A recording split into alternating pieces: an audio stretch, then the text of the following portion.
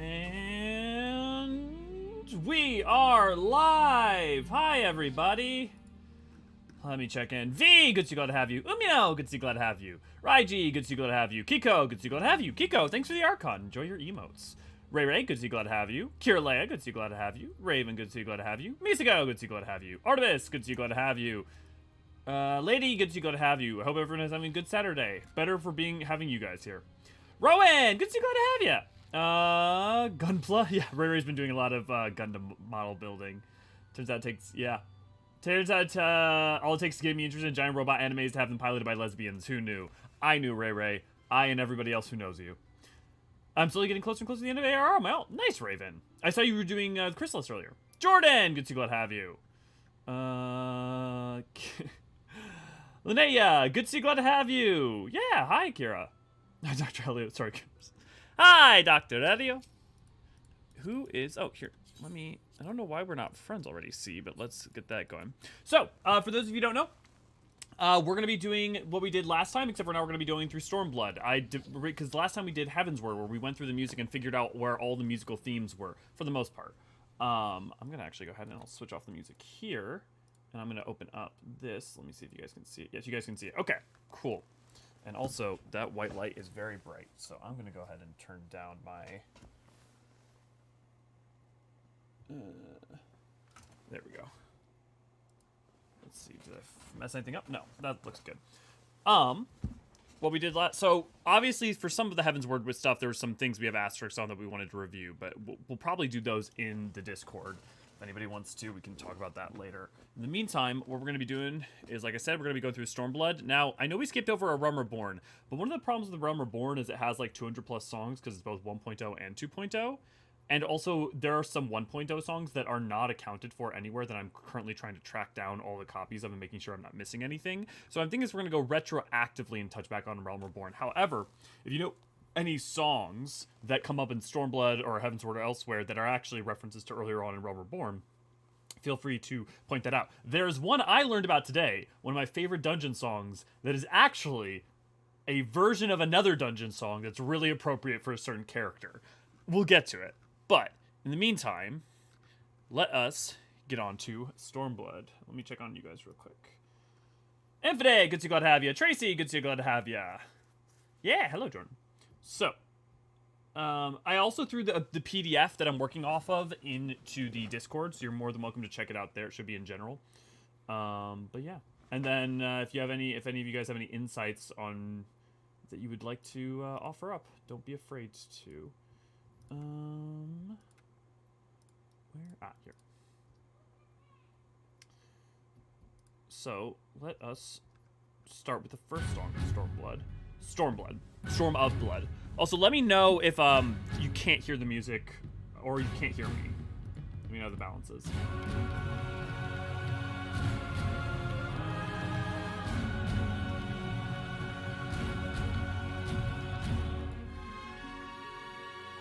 So that's a ba ba ba ba ba ba ba ba ba ba.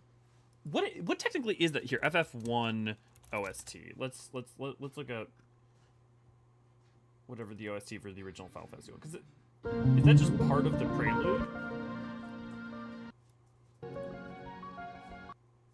Okay, I don't know what this is, but Prelude FF1. Oh, hi, Deadpool. The good boy came here.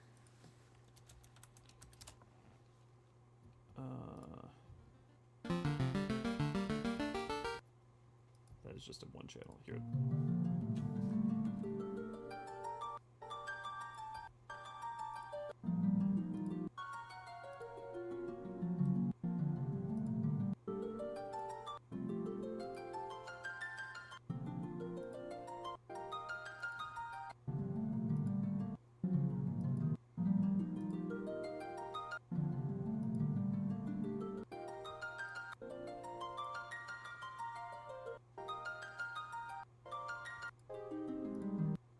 Okay, the FF1 Prelude. I know it's in there somewhere. Let's try FF4. I know at some point they added the like ba ba ba ba.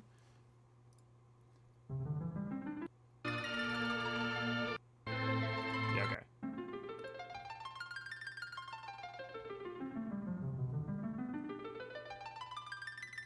there's the Prelude. Hi.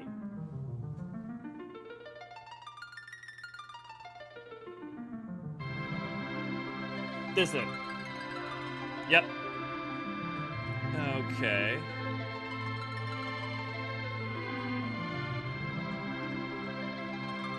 So we know that this has at least Prelude second section. Anyone know when that first showed up? Did that show up in the first FF1? Because I wasn't hearing it in that. Music's loud and clear. Good, good, good. Sounds good. Oblivion! Good to glad to have you. I've only just woken up. Well, no worries. I think it's just part of the Prelude. Doggo, yes! Do people want to see the good boy? Hi, buddy. Hi. Hi, Waggy boy. Come on. 1, 2, 3. Oof-da. I know Ray promised he wouldn't be singing, but yeah. Just started Stormblood on my MSQ replay with my partner, and I can't wait for my increased knowledge of the musical themes to punch me in the stomach even harder! That's the way to do it, right? Hi. Hi. Here, do you want a treat? Should I give the good boy a treat, guys?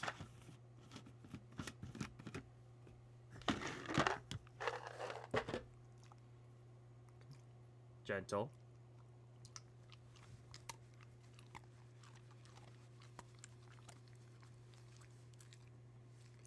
Good job, buddy. Now you can get down now. Oh. Kiko, I like your new profile picture. Okay. So, it starts off, we've got the Prelude, which is interesting because so far answers, I mean 2.0, right? And 3.0 you have Heaven's Word, there hasn't been a use of that. So Stormblood's kind of harkening back onto an earlier thing. Let's go. Let us continue.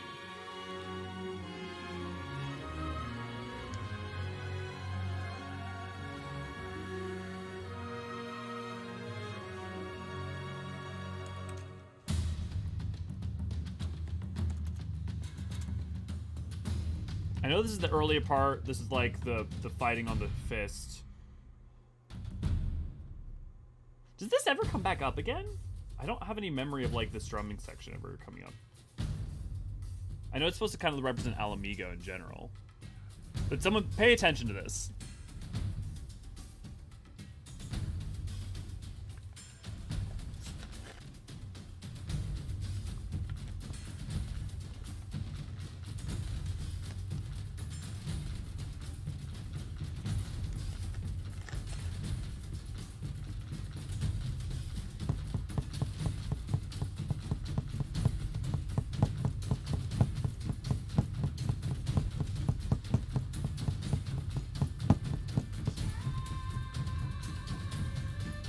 Oh, it's funny. That almost reminds me of Ramuh's music, which is funny because, you know, Ramuh and the association with Draugr.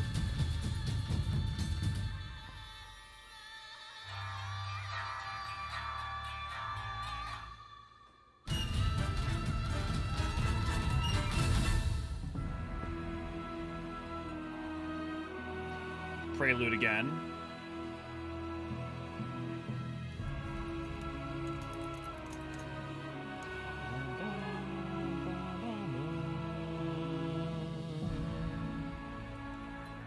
Honestly, it's actually kind of a good analogy for the game, right? You have the Prelude into the Ala Mhigan section, and then you have the Prelude into the Doman section.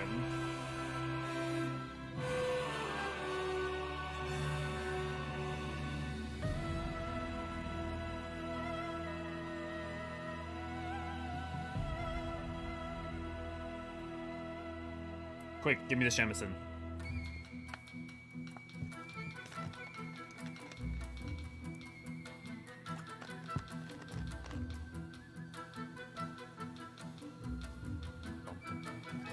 I don't remember either of these two themes showing up again. Oh, thank you, Umino. I tend to try and dress up to you know, help you feel, you know, when you dress up, even if you're feeling off, you got like, you know, it helps you feel more put together. Oh, that's cool, Kiko. Yeah, this is the Sam part, Tracy, yep. This part, obviously.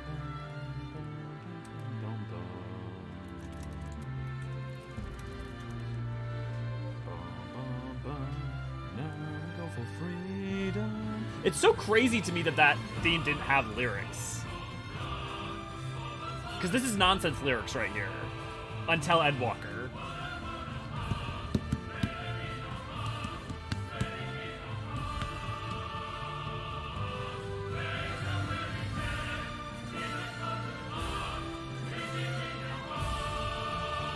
HG, good to see you, glad to have you. I thought he did Revolutions. Because usually there was rights issues around Revolutions. So I thought, here, let me, Revolutions, ffXIV. Well, let's check that.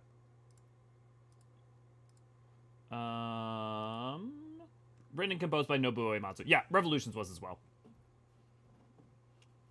Yeah. So he did at least a couple.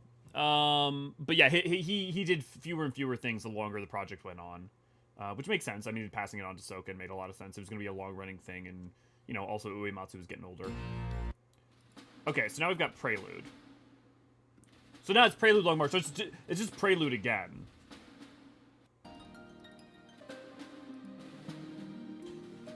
It's literally just, no shit, it's Prelude. Although that same drumming is used somewhere else. I mean, obviously it's used, you know, it's marching drums, so it makes sense, but it's like, we'll keep an ear out for those marching drums. We'll keep a, yeah. A Realm, Traverse, good to see you, glad to have you. I know it's squat about music, so this should be educational. Yeah, well, if you want to watch our Heavensward one, you can always watch the prior one. Okay, so Shadowbringers was the only expansion you didn't have a part of, right? Well, from Shadowbringers Forward. As far as I know, that is correct. Yes. Shadowbringers was Soken's first solo outing completely, even though he had done most of the work for the prior. For everything since 2.0, he had done a lot of the work. A lot of Uematsu pieces were reused, so, I mean, it was more half, I don't want to say half and half, but it was more mixed. But by Heavensward, it was most of the work was on Soken, is my understanding. Are those drums in the Ala Mhigo anthem at the end? I bet they are, Realm, so let's keep a note on that. Okay, so Impact.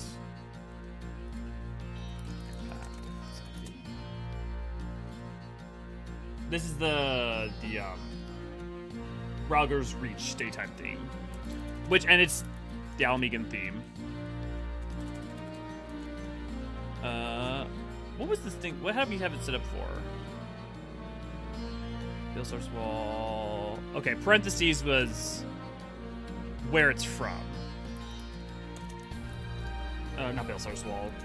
Rauger's Reach daytime. I'm more worried about getting information than perfect spelling, so don't mind me. And then it is just Ala Mhigo anthem. I mean, it literally is just that.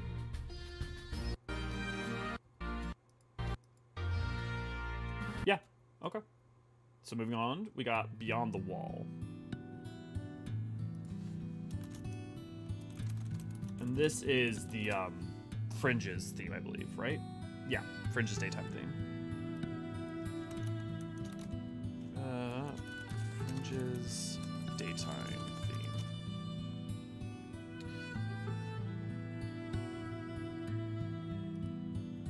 Rauger's Reach, yeah. I think snares are used a lot throughout the Stormblood stuff. Yeah. Misago, I'm gonna, or anyone else who's good for listening for instrumentation, like V, you caught, if you know, if you think it was the Ala Mhigo dungeon, if you want to pipe in on when you hear things pop back up. I don't always have the best ear for it. If we look back, Heavensward did the thing where it had like a map theme and the map theme was used for a dungeon. But there isn't a dungeon in the MSQ and the Fringes. The dungeon that's there is the Fist, right? So let's... Ala Mhigo or Cast from Abina? Yeah, okay. Well, now I'm curious. I'm gonna go check Temple of the Fist real quick.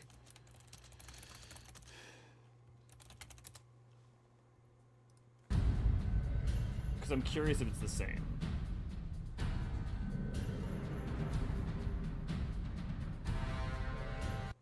Wait, is it?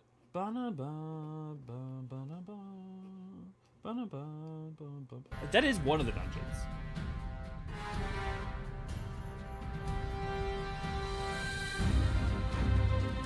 Yes, this is the theme I'm thinking about. So, okay. But this gets used in a different one too, doesn't it? This doesn't just... I'm not crazy, right? Their deadly mission. Does that get used in Abina too?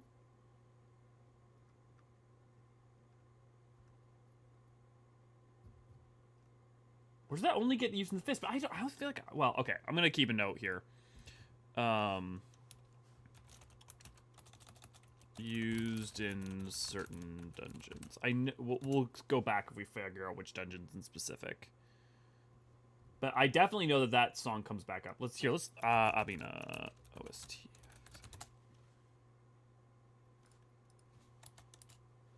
I don't know why I always call it Abina. It's literally Castrum Abanya. It's literally like the Abanya and Girabanya. But for some reason I just always see it. No, it's not this one. So I don't know here. Let me see if there's a their deadly missions. Was it used in like... Was it used in... No, only Temple of Fist. But I've only done Temple of Fist a couple times. That's weird. Well,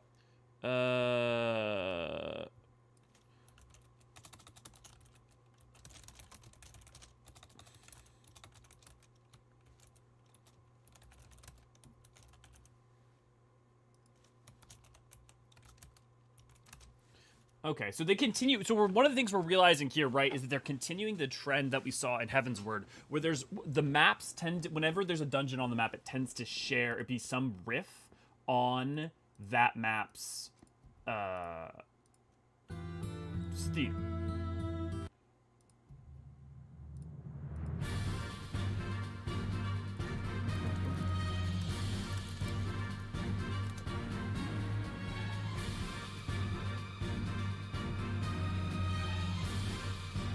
So this is the battle theme of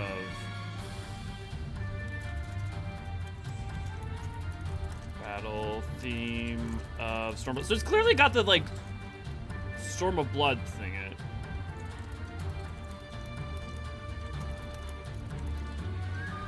It's interesting that the main theme's used in this, but that like Shadowbringers doesn't have its main theme used in the combat. Yeah, I mean, I guess mainly other than the main theme, does it have anything else? Well, this part. Does this show up somewhere else? Combat theme, yeah. There's a lot of cool musical transformations other than with the main Ala Mhigan theme throughout. Eventually it changes into a minor mode, but I don't remember when. I feel like there's well, I don't know if I'm talking about. There is a version of it that's somewhat minor for certain sad parts. Temple of Fist, I think, is a monk theme, monk job quest. Not according to this. According to this, the main theme for the Temple of the Fist is only used in Temple of the Fist. But that would make sense, so let's not trust that.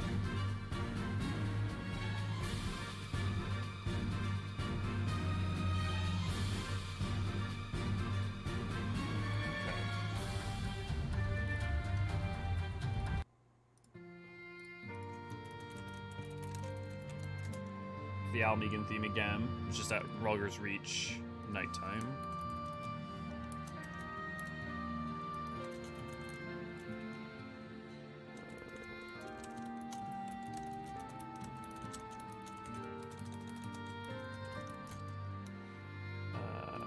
Ala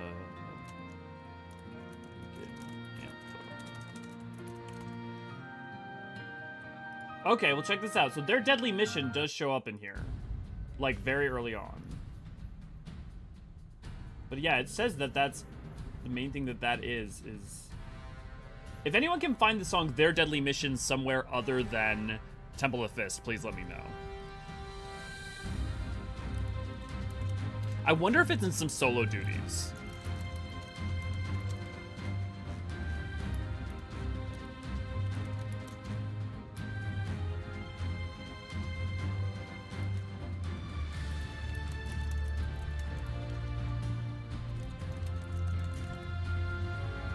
Okay, and that's just the Beyond the Wall. Beyond the Wall, but epic. Never done Temple of Fists, but I feel like I've heard this before. Yeah, Realm, and I recently replayed Stormblood, and I definitely heard this, so I think it's gotta be solo duties. I still, for some reason, associate this motif with Garlean version, not Measure of His Reach. Are you a little bit behind Infinite? Are you talking about the Ala Mhigo theme one for the nighttime theme for Ralgers?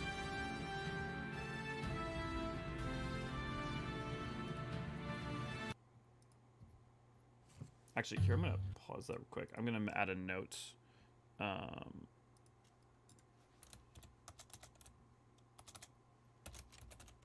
Check for if in solo duties. Because I definitely have heard it. I've done Temple of the Fist only like a handful of times. Maybe like 2 or 3. So.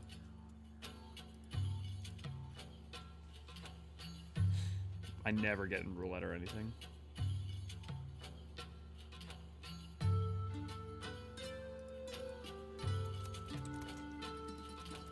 Is this Fringes? This is Fringes, right? No, sorry, not Fringes. Peaks, right? Yeah, okay, yeah. It's Peaks.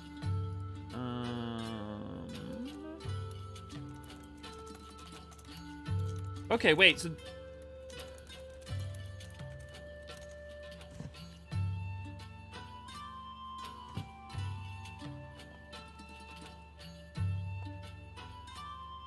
There's a part of this that ends up sounding just like the Ala Mhigo theme.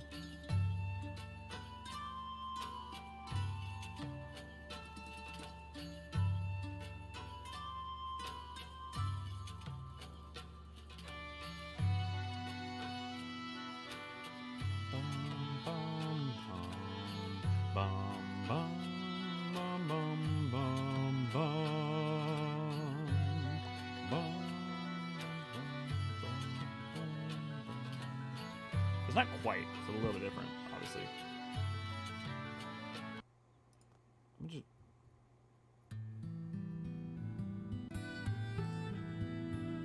Yeah, okay, very... Yeah, On High is interesting because it's kind of like the Eorzean theme, but not quite.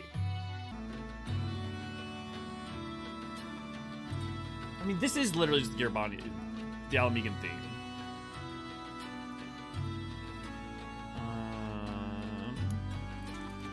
Version of the Ala.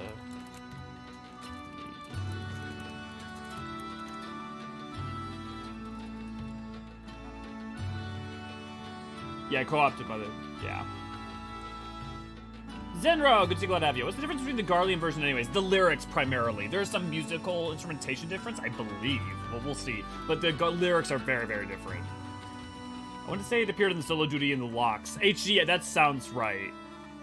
Peaks theme, yeah. I think the only difference with the Garlean version... Oh, is that the only difference? Really? Well, we'll have to... yeah. It's very telling story-wise with the overarching themes of colonialism. Very much so. You know, the appropriation of what their symbol of, you know, of home. Version Ala theme. It's supposed to... Slow version of Ala theme, yeah. The Ala Mhigo version is about Ralgar. The Garlean version is about propaganda. Version about the Empire. Musically, they're identical. They are identical. Nate, good to glad to have you. I thought for sure there was some instrumentation difference, but no. I guess you guys must... Here, maybe let's... Here. Garlean Territorial Anthem.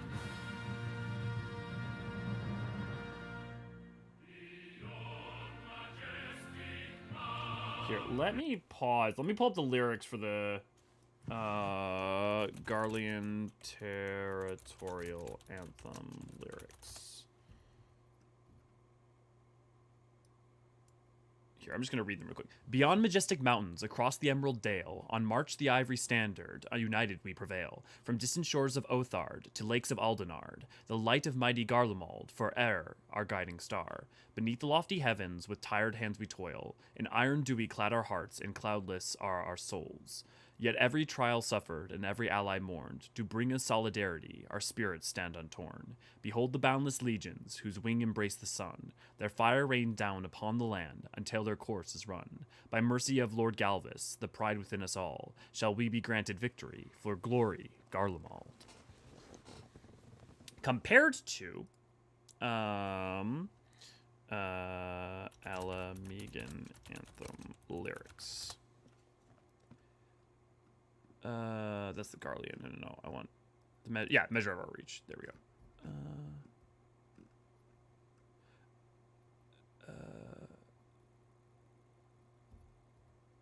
that's no, because that's still. Here, let's just measure of his reach.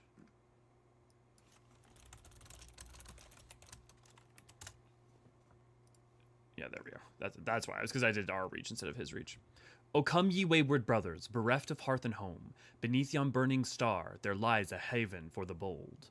Rise up your... So remember that the Ala Mhigans people founded Ala Mhigo after the, well, this is a long time later, but people followed the Star of Rhalgr after the worldwide floods of the 6th Astral Era, and that's how they found their way to Girabanya. So that's part of why people in Girabanya tend to worship Rhalgr. Raise up your hands and voices, let fill your hearts with pride. Above the churning waters, we stand strong and unified. We blessed few, born from blood, with tired hands do toil, to shape this rugged land of ours and build a home for all. Beyond the silent watchman, upon the Greatlock shores, now stands a mighty citadel, our rock forevermore. To ye who help your brothers, shrink not from Rhalgr's flame, but those who scorn their fellow man shall surely share his pain. Those storms of blood approach ye, hell's open, heavens weep.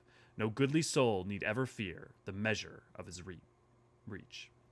If you notice, also the Hell's Open Heavens Weep is when the war comes to the, like, when you go into battle during the parts of the latter half of Stormblood, the beginning of the war part is called Hell's Open, and when the tower comes down, that's called, that cutscene's called Heaven's Weep.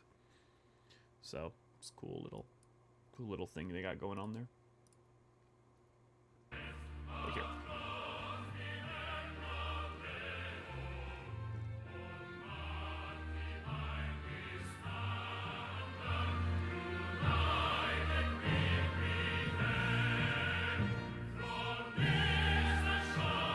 Oh wow, it is, I think, musically identical. You guys are right.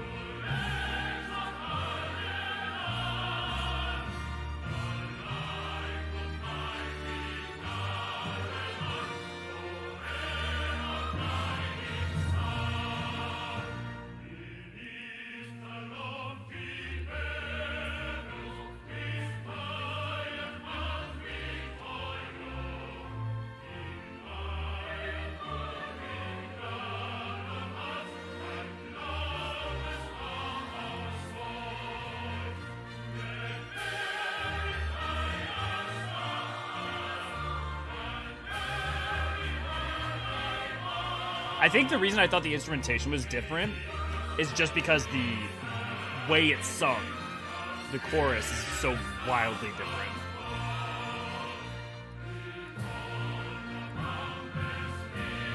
Let me find...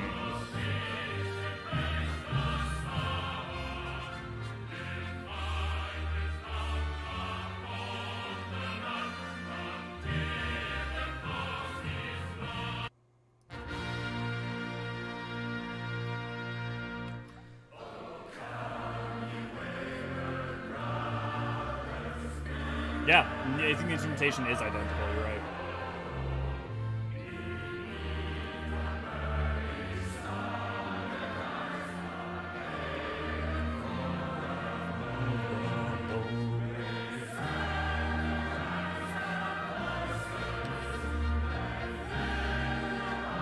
So Pavel, good to see, glad to have you.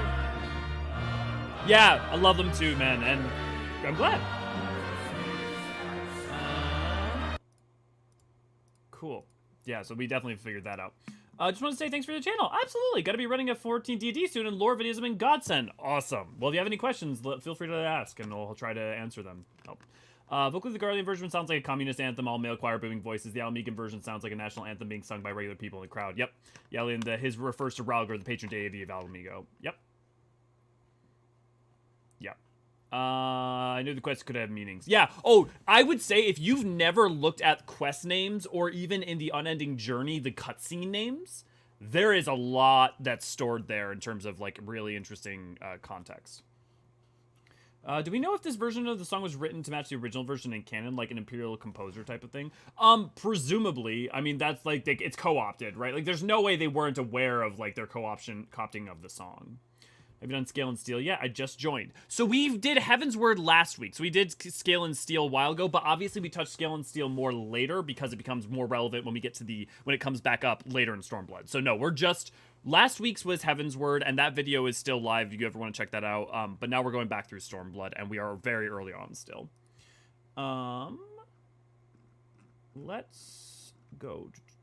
The last one we did hit on was, the Garlean Territorial Anthem. Which, I mean, it literally tells you what it is, so... It's just... It's the Ala Mhigan co-opted. Ala Mhigan theme. Co-opted. But we didn't do With Giants Watching. So we need to go back.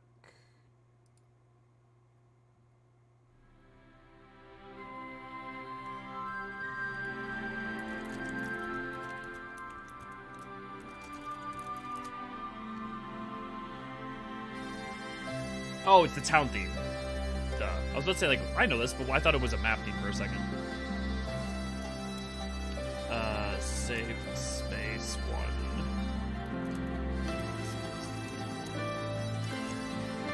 1. Ala Mhigan theme? It's just all the fucking Ala Mhigan theme. Like, almost every song at the beginning is just some version of the Ala Mhigan theme. Which, I mean, power to them. It's, like, efficient, and the repetition of the theme is good, right? Actually, wait, this part.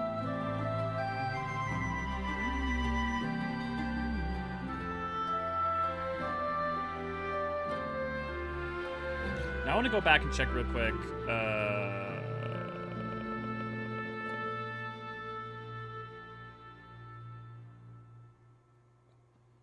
Okay, yeah. Well, and then it loops. Okay. And then Prodiciamus in pace. Ooh, when does this show up?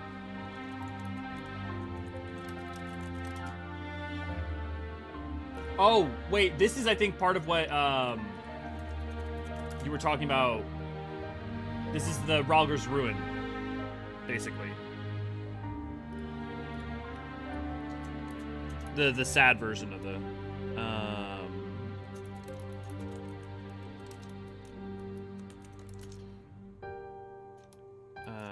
and this is just Ala Mhigan theme again. Although what's interesting is the locks, the theme for the locks is very similar to this. You know, it's funny, I always felt like the music for the first half of Stormblood never, and I would say it didn't hit me hard enough, but it was like, it never became as memorable, and I think part of the reason why is because it's all just the Ala Mhigan theme. And so it's like, if you know the Ala Mhigan theme, there's not a lot of variety. You know, there's not a lot of variance, even between the fringes and the peaks.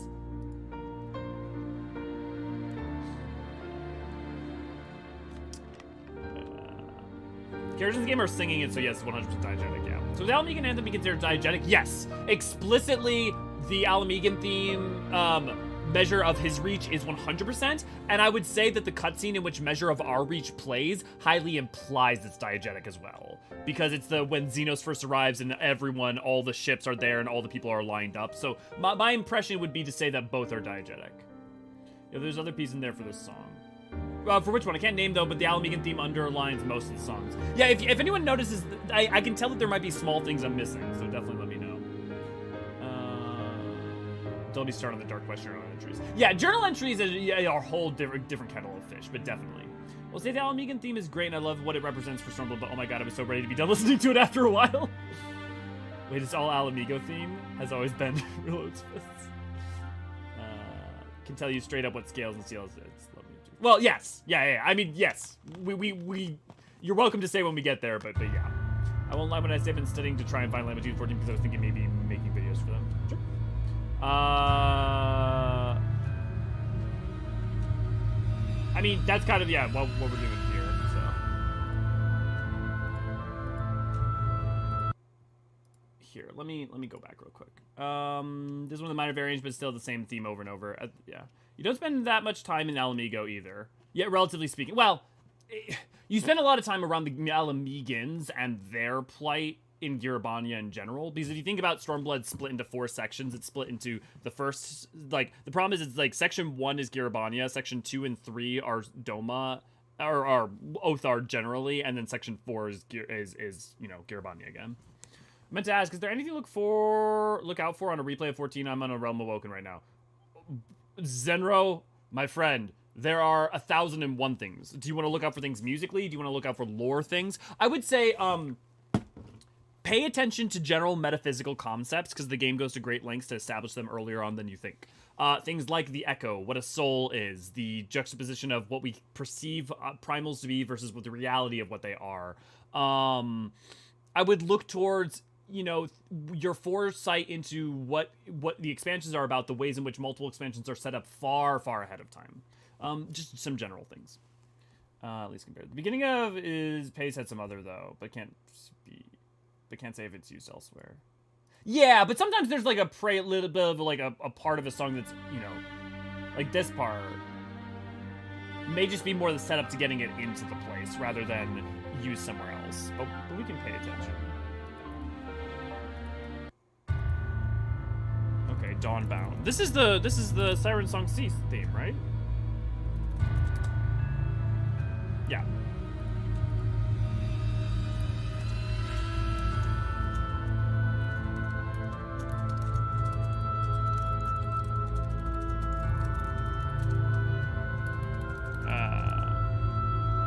No, that was right. I want to say that this pops up somewhere else. I mean, I know that this theme pops up elsewhere, but it reminds me of like things from.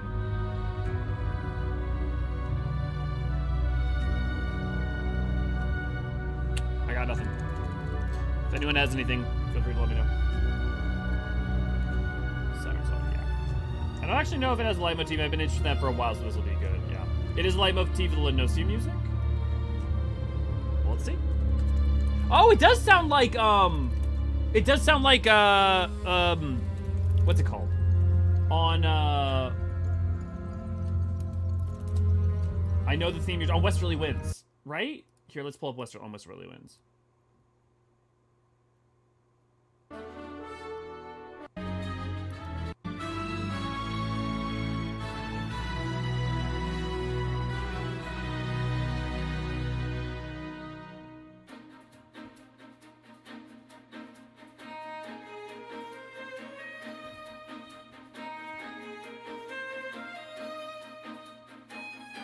Na, na. Good catch, man! Oh, that's so good! Oh, that's so good!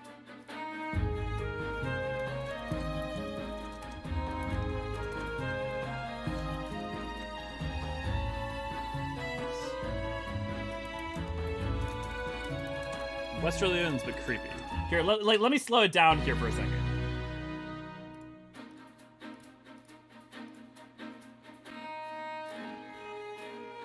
Oh, that sounds awful. Here, let me do it differently. Let me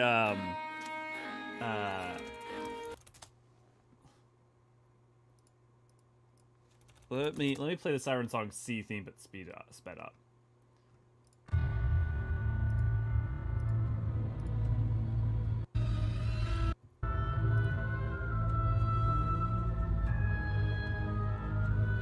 It literally is. That's so cool. Mind blown.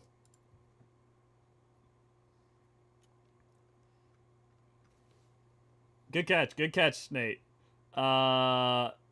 See, this is exactly how we're doing the thing. I don't know that I would have necessarily ever caught that solo, so thank you. Nate, if I'm not mistaken, Nate, weren't you the one who like called out some shit earlier, like last week? You really do listen to these on repeat a lot, don't you? Okay, try it. Boss theme. Which is just the Stormblood theme.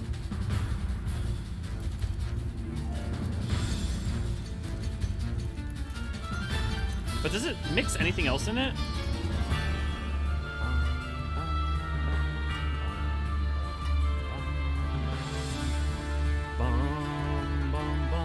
Oh, it's the lead up into it is also the Ala Mhigo theme.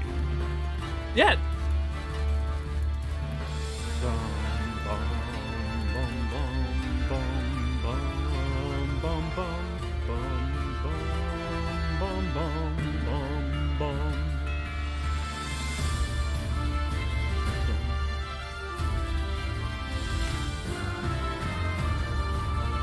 So are we gonna call this part the Stormblood theme, or do we call that the Doman theme then at that point?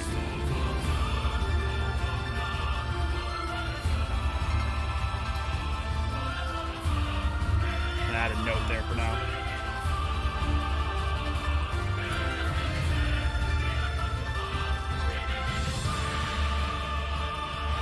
Yeah, pretty much every song has it, yeah.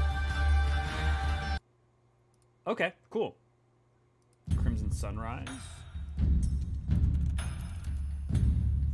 So, or I guess it's not Doman, it's the Othardian theme, right? Because they use it for Hingashi too. We're gonna call that the Othardian theme. Which actually means that there's a place we want to, Stormblood theme.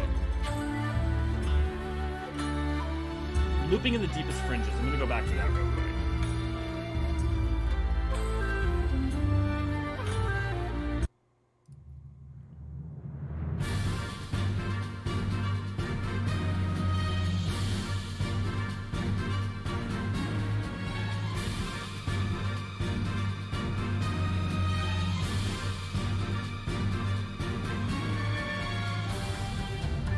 What's interesting is the deepest fringes only sounds like it uses the Othardian part.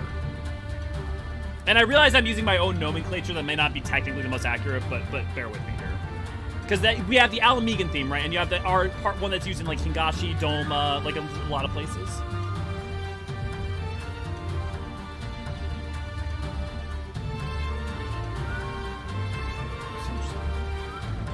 Unless is there like a part in the breakdown where it switches to the Ala Mhigo.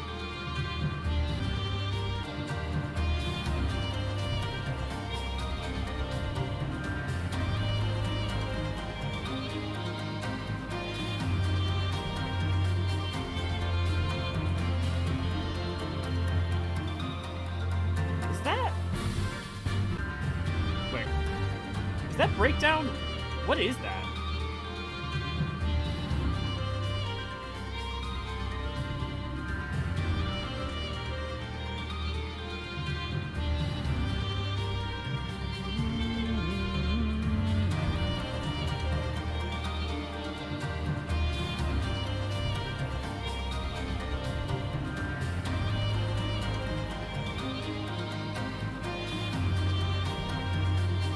Yeah, exactly.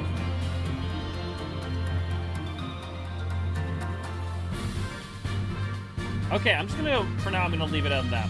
But yeah, so this theme, so we're moving back to Crimson Sunrise. Wasn't this after Doma joined the Uprising?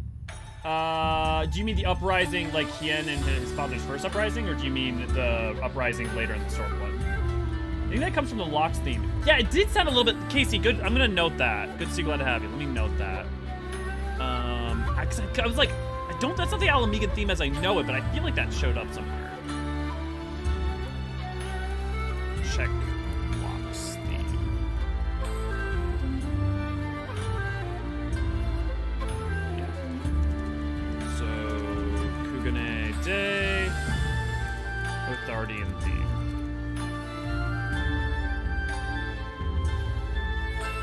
Shamisen? Honestly, half the time if you say like Japanese instrument, I'm just gonna go shamisen because that's half the time what it is. Yeah. Okay, Liquid Flame. So this is Liquid Flame. That's the Ruby, I believe the Crimson Tide, the Ruby Sea. Ruby Sea.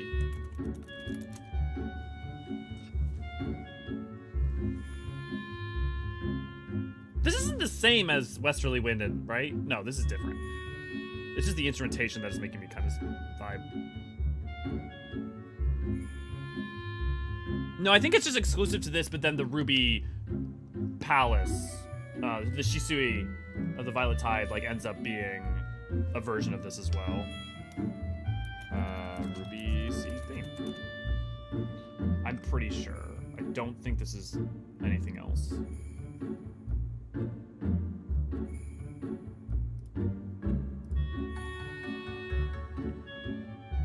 I mean, that makes sense, lady. You think about how much he's associated with, like, the Ruby Sea and the trade and stuff, and how much he pops up around that time of the story. I feel like Doma saved Stormblood for me. It just felt so much more alive. Ala Mhigo was all but dead after decades of occupation. I didn't feel like it was dead, but I get it, and I also think the problem is that having replayed it, Stormblood recently, the problem is a couple-fold. One of which is that the land in general is a lot less vibrant, and we don't get to explore as wide a range of it. Vibrant in the ways, different ways that Othard gets to be broadly. Because like if you think about Doma, like Doma proper, Doma feels pretty dead too in terms of like how much of the cities and the buildings are all dead, destroyed, and the amount of people around is pretty comparable. But the thing is that like the narrative also has this problem of that it takes all the momentum that started in its first fourth and then completely pauses it and then doesn't really pick it back up as well as it should. And especially when you need, when the game is like using Lise as its figurehead for a representation of those people, and it really doesn't afford her that much time until really the back half of the story, and even then, not a ton, you know. But I mean, that's the other thing is sometimes just vibe. Like if it feels dead, it feels dead.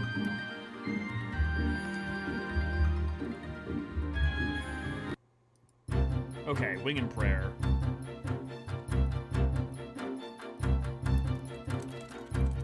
Actually show up exactly. Like I know the song, but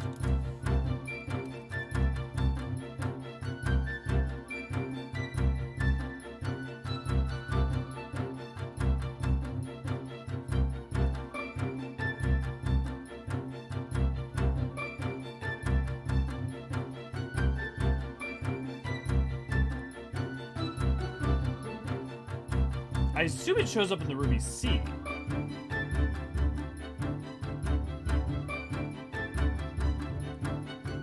When does this...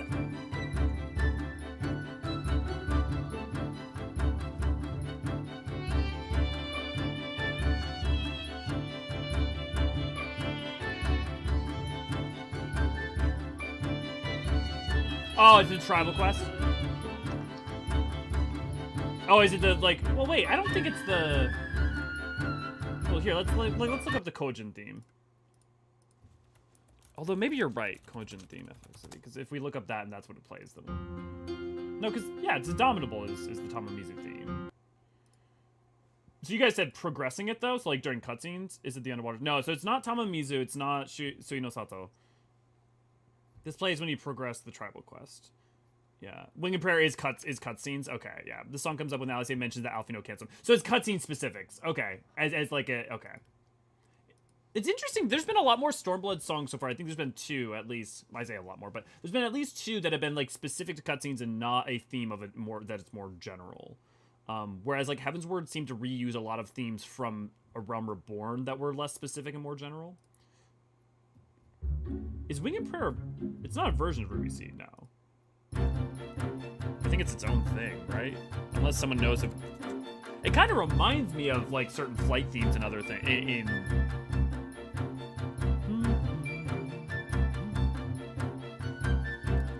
I'm gonna leave a note there for now.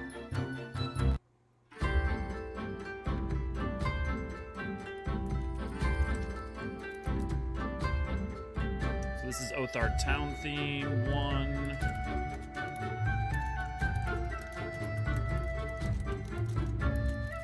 Othard. It uses the Othard theme. Have you get the next tier tribal quest that plays in the cutscene? Yeah. Yeah. Okay. Cool. Let's pull that up then. Let's Kojin tribal quests. Cutscenes.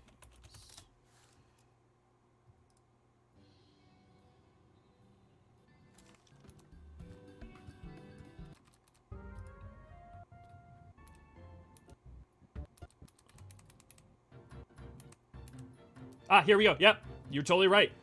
Okay, I'm gonna guess I might have missed it. That was Nate again, wasn't it? Nate! Please, you had to. Do you just like? Do you just like listen to the OST for this game on loop on repeat?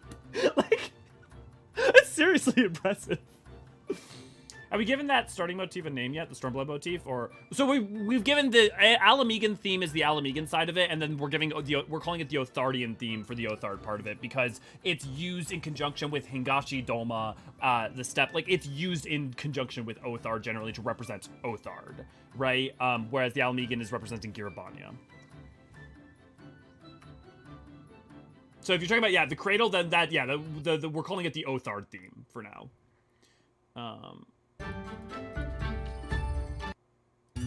Okay, the open box. This is Ruby Palace theme, right?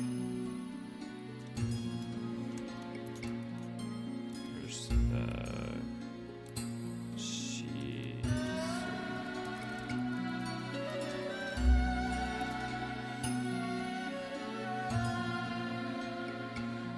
Wait, is this just another version of...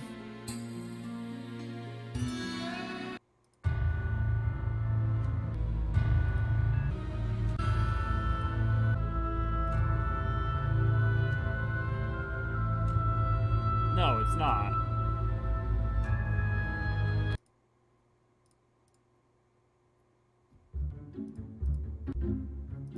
No, it's just a version of Liquid Flame. I don't know why my ear was catching that as the same. It's clearly Liquid Flame. Which makes sense. It goes along with our point that always the dungeon in a map is a variant, almost always, is a variant of the theme. So it's just some languid version of Liquid Flame.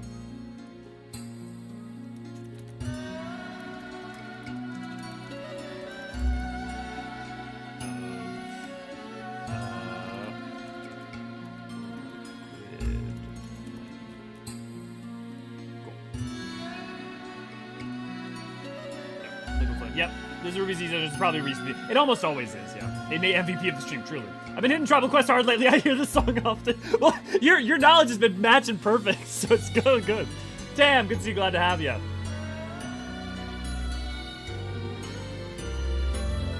Yeah, I would have called it the Doman motif. I would have gone with probably calling the Doman motif Zapafel, but because it's used with Hingashi in specific too, I feel like Othard is a much more representative term for it.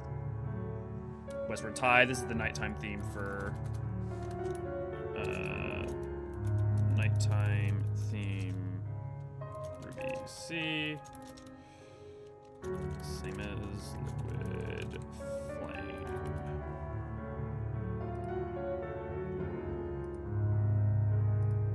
Okay, far east of Eorzean.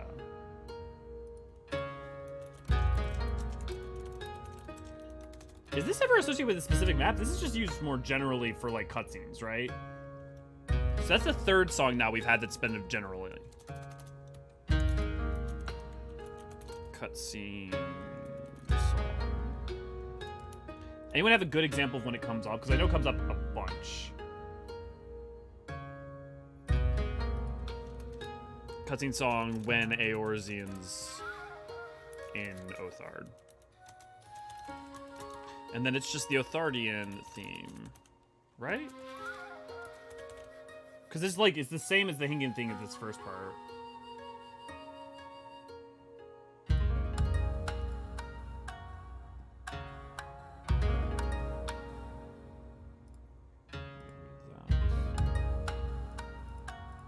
But it just never goes, well, but is it the Othardian theme? Because it doesn't actually go into the bum bum bum bum bum bum bum bum bum bum bum. It's just the lead-up part. Right? Like, if we go back to, what, Crimson Sunrise? See, like...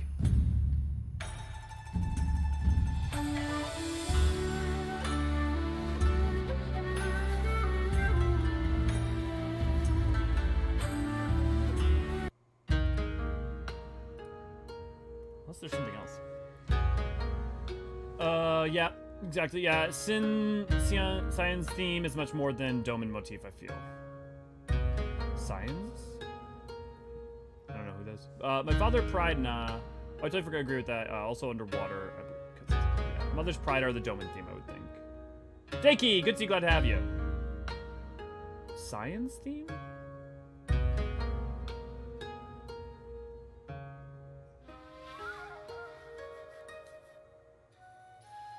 Yeah, Mother's Pride, yeah, would be a better... Am I crazy? This is just, like... I'm gonna add an asterisk there, just because I feel like I might be missing something. Okay, shell-shocked.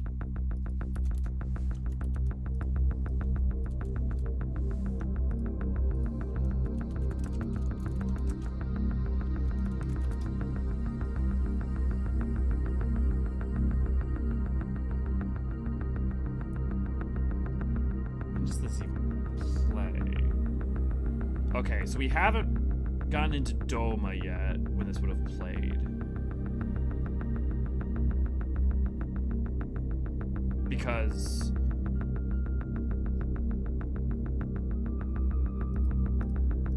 the instrumentation's fascinating to me because it's the instrumentation they typically use for Alag. There you go. This is called Shell-Shocked Infinite. Oh, it's signed from ffXIV. Okay.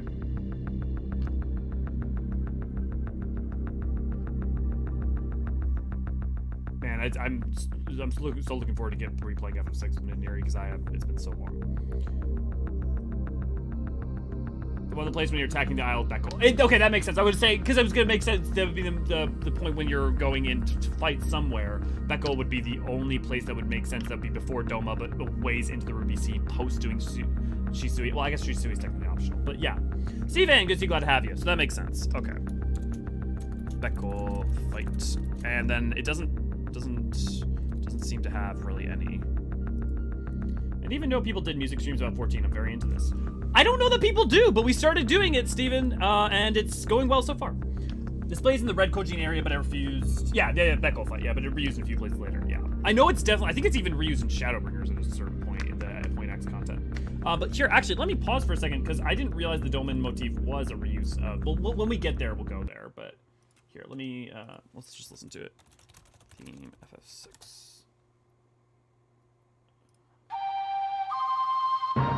Oh my god! I somehow... Look, the last time I played this game, I was like 5 years old. So to be fair, it's okay. It's understandable that I would have forgotten it. But this is just literally is. You guys were not kidding. Okay. We're going to hold on to that. We're going to get there in a second. Let's go back to far east of here. Yeah, no, so, okay, that's what it's, not Father's Pride, right? No. Well, we'll get there in a second, but... Okay, Revelation.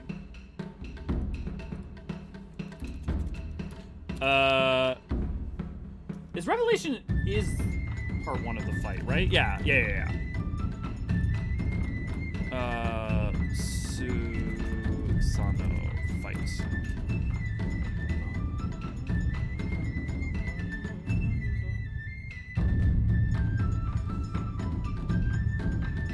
This isn't the Ruby theme sped up, right?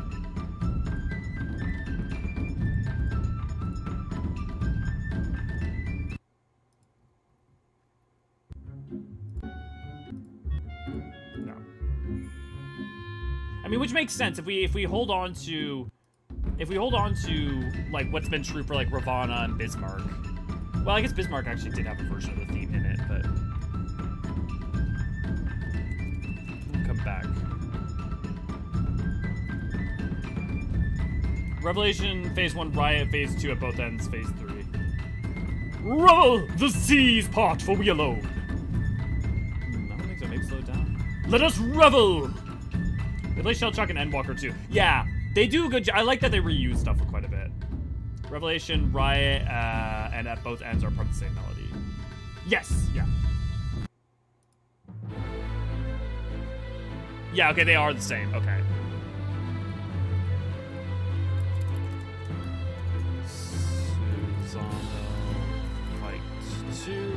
Well, let's do Phase 2. Same as Edition.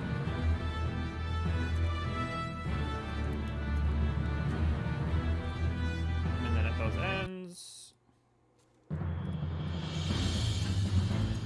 Dude, wait, okay, wait. Can we go back here? We need to listen to this real quick. Everyone, listen to this real closely. Okay, bear with me now. Riding home. It's literally, it sounds just like the Shadowbringers opening. Give me a second. Let me pull this up.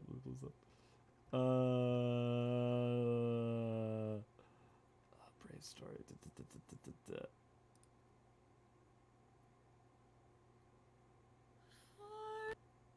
No.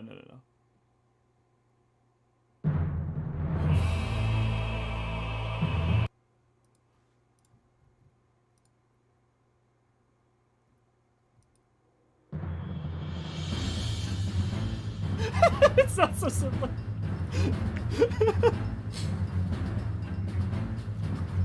Yeah, same melody with slightly different instrumentation. Yep.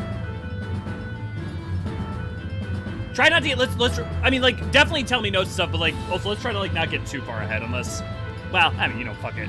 Give me notes, that's good. Truth is the important. Susano, fight, phase 3.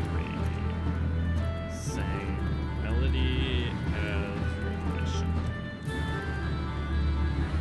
Okay, then we got harmony.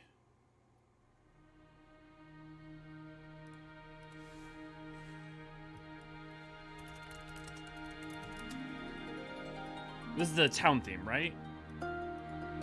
Is it for nighttime towns?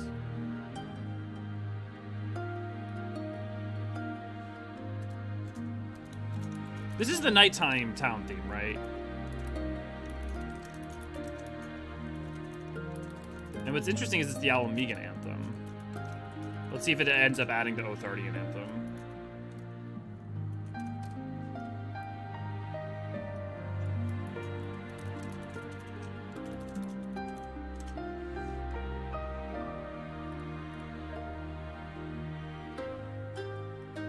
Like Shadowbringers stream will very quickly devolve into screaming lyrics and chat caps lock. There are worse things that the chat can become. The settlement theme, yeah, I hear, but I think it's just a way of starting orchestra music. Yeah, I absolutely, Rob. I'm not like saying it's like lazy or something. It's just funny how it's like it sounded so similar. Gearbanya towns. I don't think this in town get the nights. Good, lady. Locks. It's not locks, but it is here. You know what? Let's. Why don't we let's. I'm curious now. I want to check to see if it's nighttime or not. So, oh, hey, look at all you guys. Let's turn on the game real quick. I'm going to be right back, but I want to go check to see if it's the same theme in like Namai.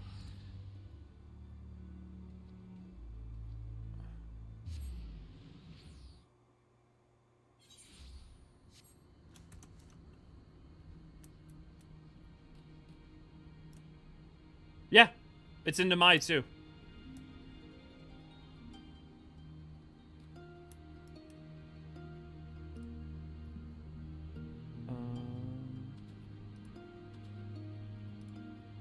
So it's not just an Ala Mhigo.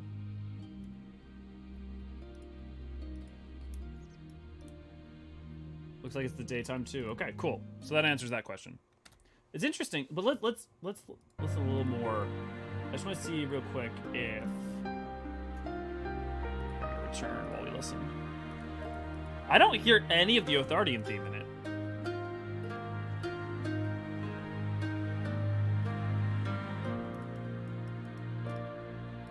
Wait, what about that part right there?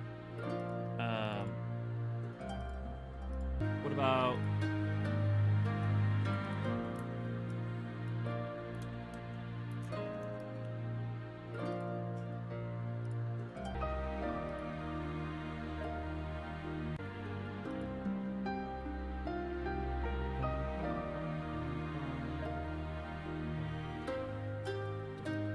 Oh, you guys are running stuff? Let me see if you... Oh, I don't press that. That's the locks bit. Yeah, it definitely sounds like... Oh, sorry, Tracy. I thought you meant it was locks theme. It definitely sounds... Yeah, it definitely sounds like it has a bit of the locks part in it. If we go up to... No. Yeah. It's very similar. You know what's interesting is you have... even with like revolutions and in Stormblood you have two themes, right? Mainly you have the Othardian theme and you have primarily the Othardian theme and you have the Ala Mhigan theme. But what's interesting is in Heavensward you have three. because Dragon Song is used well before 3.3, even though it's not referenced as Dragon Song. And you also have the split themes of, you have the Heaven's Word split into 2 distinct sections, with the woman and then the Knight's Chorus. And even then, the second part is the Knight's Chorus and the Dragon's Chorus split up in a way. So there's a lot of like musical texture that gets to be broadened out because of having multiple main themes, which is fascinating. Okay, Father's Pride. So this is Yanxia Day theme.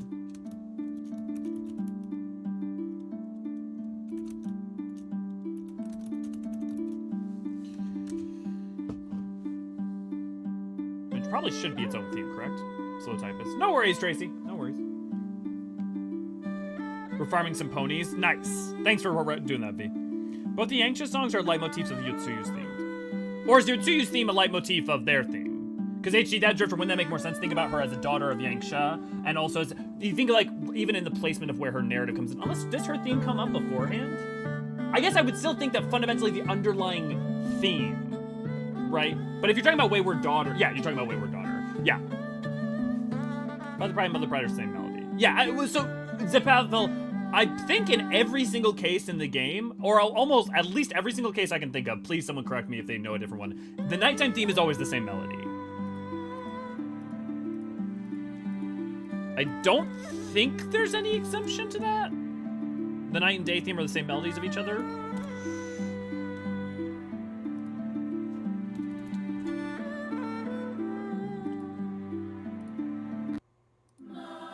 Drowning. The step theme. Daytime step theme. For some reason, always reminds me of Putt Putt Goes to the Zoo. I know this gets reused too. Slime Motif shows in Tsukuyomi Phase 2, but I don't know if it's in Wayward Daughter. We'll talk about that when we get there. Stormblood was the last time Soken had to build the OST around someone else's opening theme. Nobu stepped away after Stormblood. Yep, good point. And from Shadowbringers on, Soken has helmed the entire OST. Yeah, we were talking about that earlier, Nate. I don't know if you missed it. But yeah, no, I mean, that's exactly... But what's fascinating, right, is that even if you hold that to be... Even if that's true, which it is, but, like, with that being true, it doesn't change that Heaven's Word still had 3 split themes that could be used from as primary points of, like, creating a song. Whereas, for a large swath of Stormblood, you only have the binary. Right? Which is, it's interesting.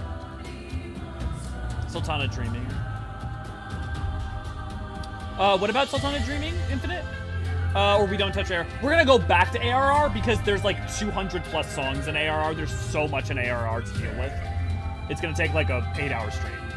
Gonna sound so deranged without knowing musical notes, but in the ancient theme, the sounds like the Storm of Blood riff backwards. Storm of Blood. Na, na, na. Oh, yeah, okay. Yeah, I hear it. I don't know that it literally is, but I definitely hear what you're saying. This wouldn't have lyrics or is it nonsense? It's nonsense. Drowning in Horizon is such an amazing song. I adore it. I really love it too.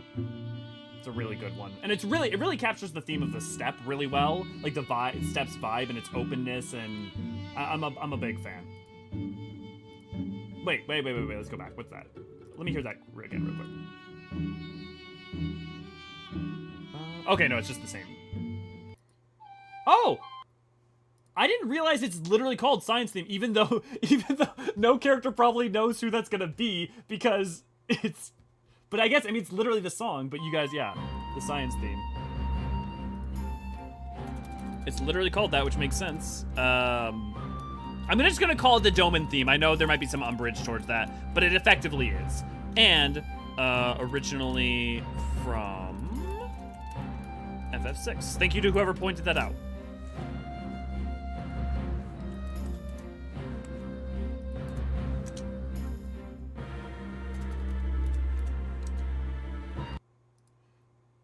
Actually, real quick, does this get used anywhere else?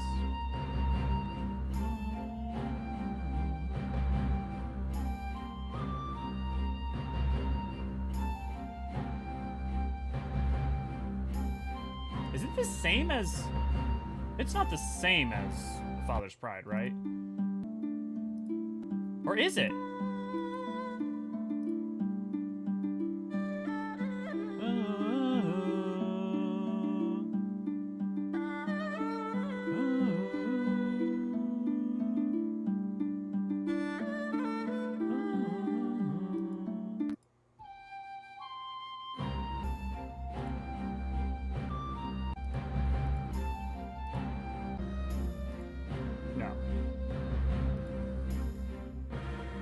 It's actually used for another Doman character. That's why I called it the Doman theme. Yeah, I mean, it's predominantly used in Doma, used for Doman characters, and it shows back up in multiple points.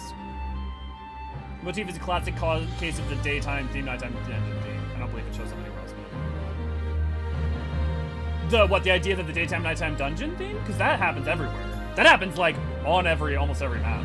When I first heard the theme for the step, I brought back playing Civ 5. Yeah. As far as I know, it shows up in 2 other songs later down the line. Thank you, Pavel. You can call your Warrior of Light sign that it's going to be their theme. Play the Doman Enclave. Yeah, so I'd count as Doman theme. Yeah, agreed with that. Is it specifically Hien's theme?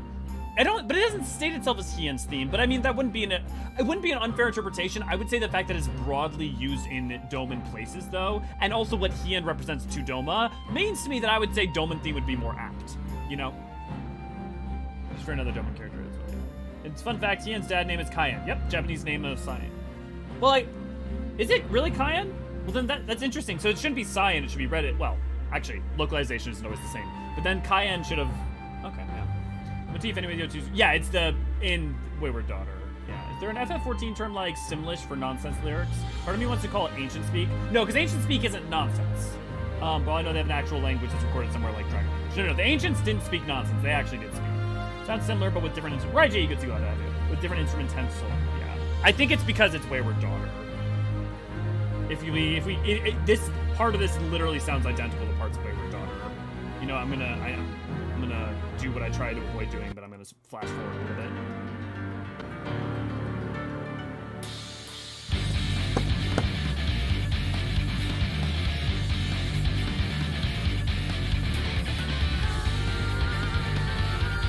Okay, if you've never looked at we have a lyrical lore for this video, and if you've never looked at the Japanese lyrics, I highly recommend you do, or watch our lyric lore video. V, if you're around, if you want to toss that in the stream chat, I think Ray is asleep.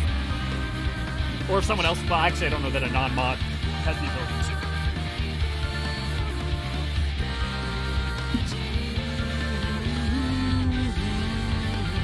But the fact that the Doman theme is also her theme is so appropriate. It's so good. Ugh.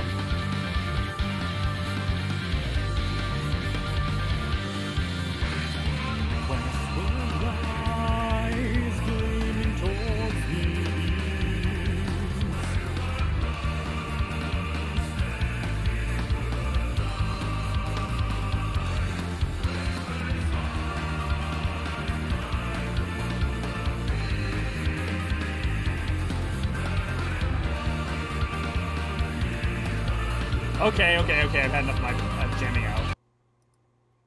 Okay. ffXIV. He rises above. Nighttime. Theme of step.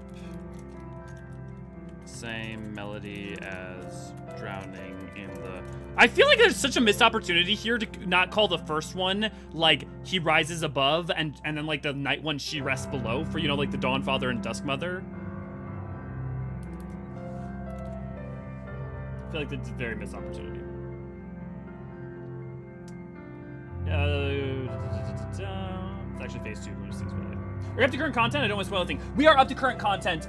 Because we're talking about the music here, you're probably okay, though we'll try to not go over too many specifics in general, but yeah, major spoilers if you can try to avoid or talk around. But in general, yeah, I am all caught up.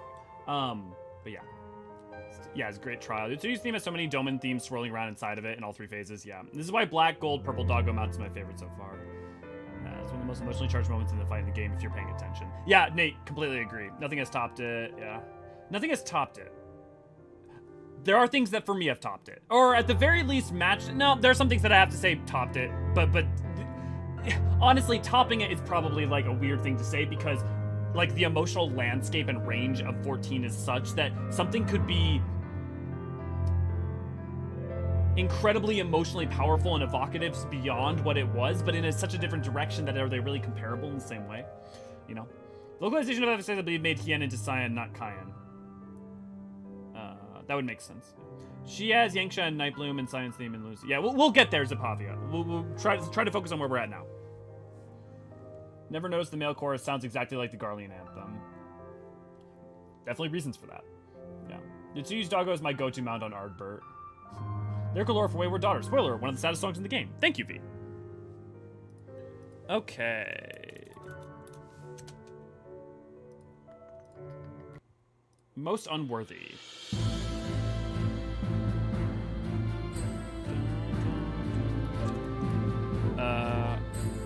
Does this play when we're... No. This is Bardam's Medal, right?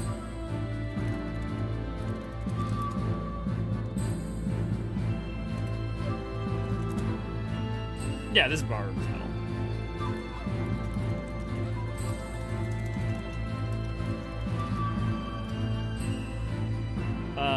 Bardam's Medal. It is, yeah, it's just literally same melody as Drowning in the Horizon. V or Umino, what time are we planning on doing the Unreal Trial? I just want to make sure I don't go overly long for you guys. Heroes of Stormblood. I mean, this just plays a bunch of places.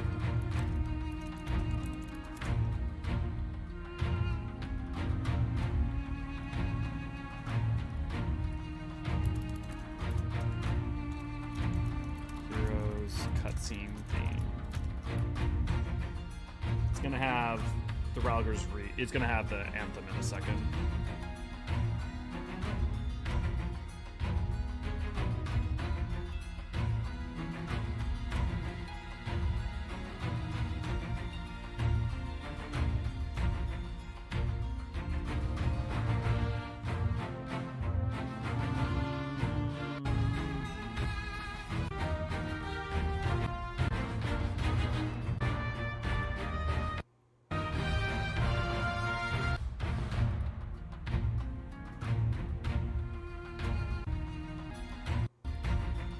I mean, just the Garlean Anthem, unless those drums are the exact same ones from the Othardian theme.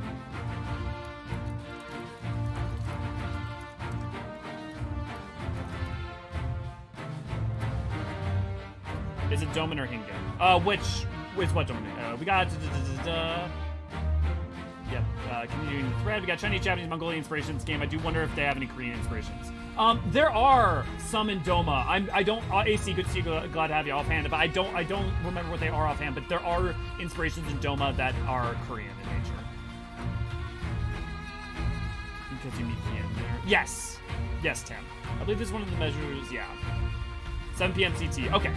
We're getting duty support for Bardam's Medal with the mole. I wonder how that affects story. So we got the image for it, and it's just a random mole joining us, so it's not, there's nothing weird about it. It doesn't really affect any of the story. We get Hien and Gosetsu, who are already doing it anyways, joining us, so. I mentioned spoilers because the next Eorzean looks to be set in the Far East. It's gonna be, Hingen. So yeah, no, Nate, that's totally fine to talk about. That's not a major spoiler, and Mount Rokon is almost certainly Hingen, and I will take a second to actually show this out. Mount Rokon. If you look at its building, that is Hingen roofs. Those are not Doman roofs. The Doman style is typically very different. It's usually more Chinese.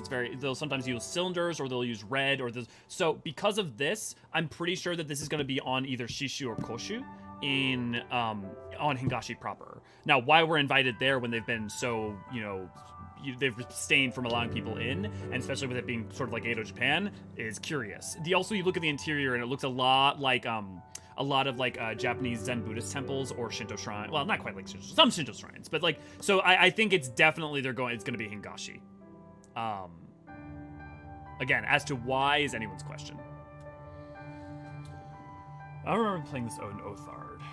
It does get played in Othard. It does get played when you're talking to Hien a couple times. Yeah, it was just the Ala Mhigo theme, yeah. I'm just assuming we have the mole company are also undergoing the trial. Yeah, pretty much, AC. The Ala Mhigo theme was corrupted from his reach. Oh, sorry. I'm only hearing the Ala Mhigo. Yeah. There's a screenshot of more warriors fighting within the trial, yeah. They're gonna let us in because we're just so charming and cool, obviously. Or maybe, I mean, look, Thavnair started letting people in. Maybe Hingashi's opening up. Center on specific NPC. I wonder if it's Hingen who will be our guide this time. There's a couple ways they could go. They could come with previously established characters, or they could go with someone new. They could go with, like, the Bakufu. They could go with, Hancock could be our liaison. They could go with, what's his face's niece. There's a lot of ways to do it. Yeah, I think Hancock is probably the most obvious choice. At the very least, being our liaison. So Mother's Pride. So this is just nighttime Yanxia theme. Also, when we're done with stream, I'm going to throw this in the Discord, and I'm just going to put it in general or some chat or something. Feel free to @ me if you have something you want me to add to it, or like you notice something that we didn't necessarily, that we missed when we were going through it.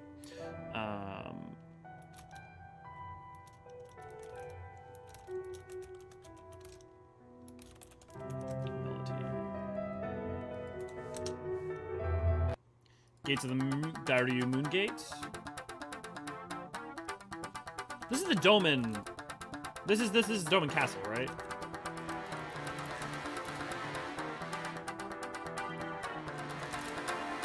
Yeah, Gates of the Moon. And it's the same.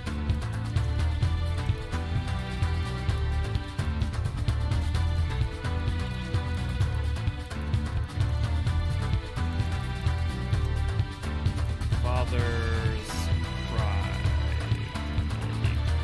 I mean, it's been like clockwork. It really has. That whenever there's a dungeon on a map, that dungeon theme is just... Which I feel like I probably noticed to an extent in the past, but didn't realize how much it was always true.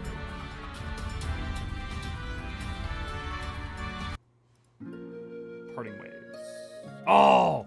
This is one of my favorite songs in Stormblood. This is one of my favorite songs in the, like top like 50, top 30?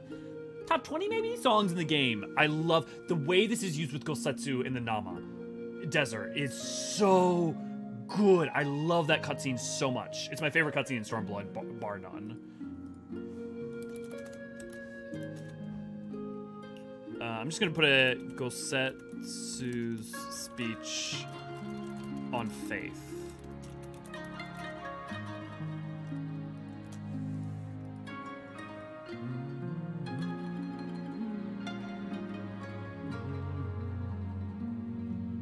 Wait. Is this just a version of...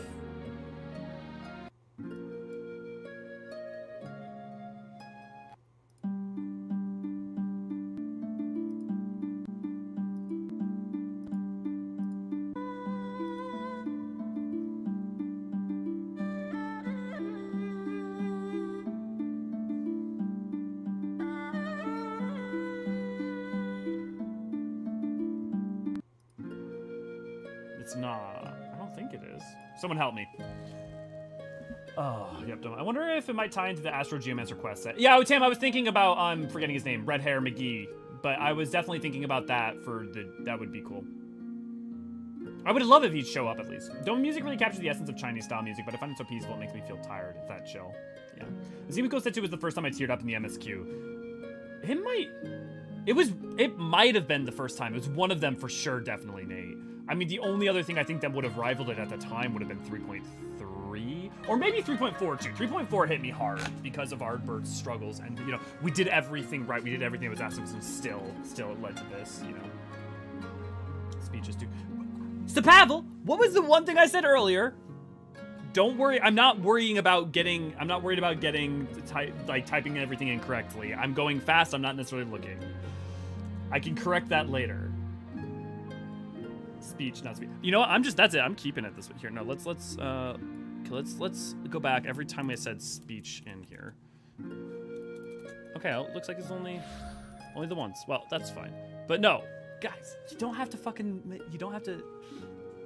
I can go. Here's this magic thing, right? You go to not workout. You just go at that when you're done. Instead of worrying about it preemptively, you just go to where the frick-a-frack is it? I thought it was in here. Spelling grammar. Boom. You know? Yes, that was funny. Yeah, no. You're fine.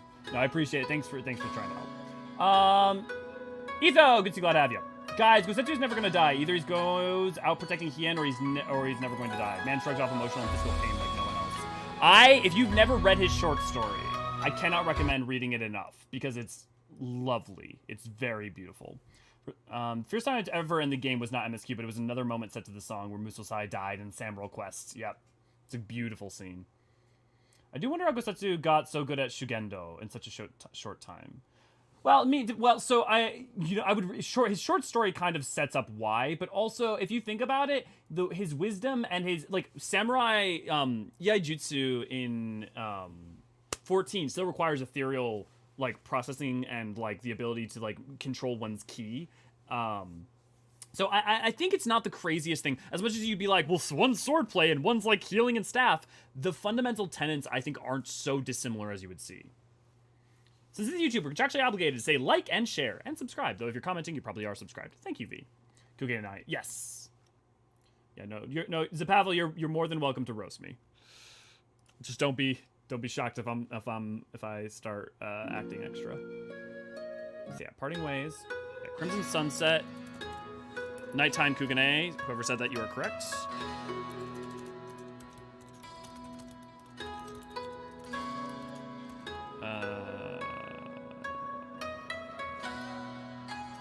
Same melody as what was it? Crimson Sunrise. Well, that's fitting.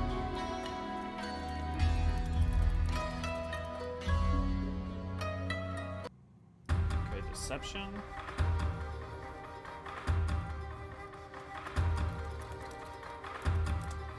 When the fuck is this used? Wait.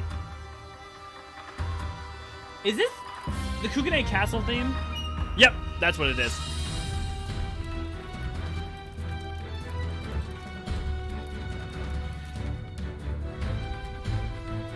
And this is a version. I guess technically, this should just be.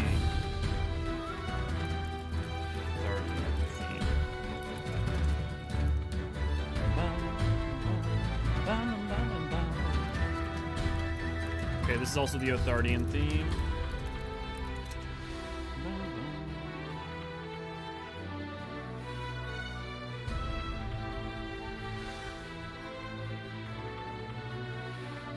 I mean, actually, is it even really? I mean, like, because honestly, it's so different. At some point, it's kind of itself.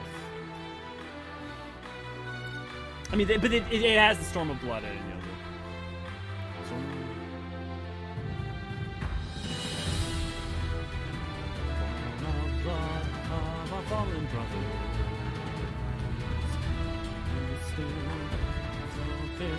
Now we go for freedom.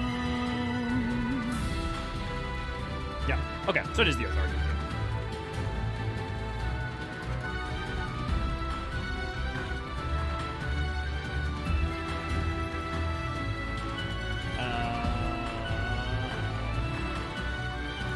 Our another Zone musical trio is Crimson Sunrise. Yep. Can we go even faster with typing at Worm's Tales? It's infinite. See how easy that was to match titles, steps, themes. Is it like that thing in Kung Fu Panda where finding your inner peace through a great trauma and suffering goes such clearly as is the wisdom, experience, suffering, and mental clarity? I mean, yeah, I would liken it somewhat to that. Yeah. As someone who farmed wind up Yugiri for a while, yep, it's definitely it. Good job outing yourself, Infinite. As someone who farmed the Dark Sword in there and got every other weapon first, absolutely, that's what it is. Each city theme used the Stormblood motif because that's a remix of the Kugane theme. Technically, it's the Stormblood motif as well. Each city theme uses Stormblood motif because this is a remix of the Kugane theme.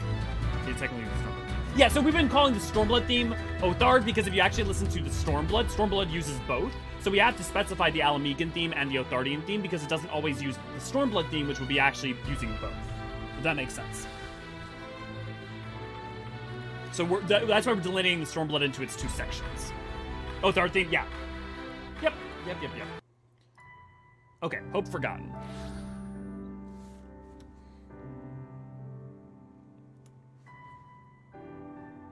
Wait.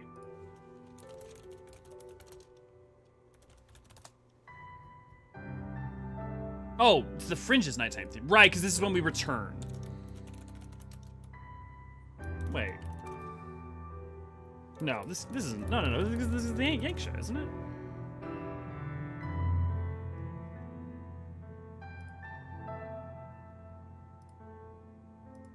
Am I going crazy? Here, give me a second.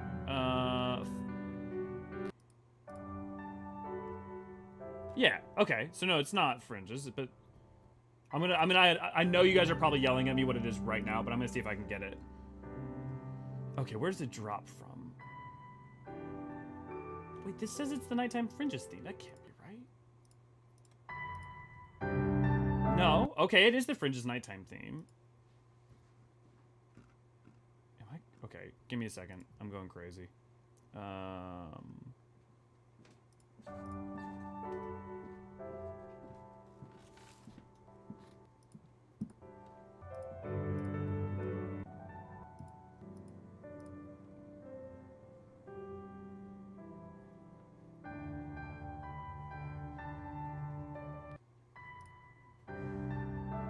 No, it just is completely different, but for whatever reason, Hope Forgotten sounds a crazy amount to me like A Mother's Pride. Let's see, where's the fringes? Fringes Daytime was Beyond the Wall.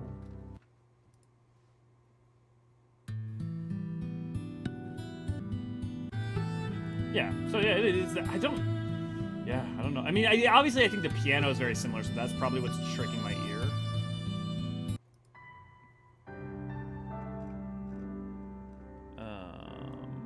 Okay. Nighttime fringes.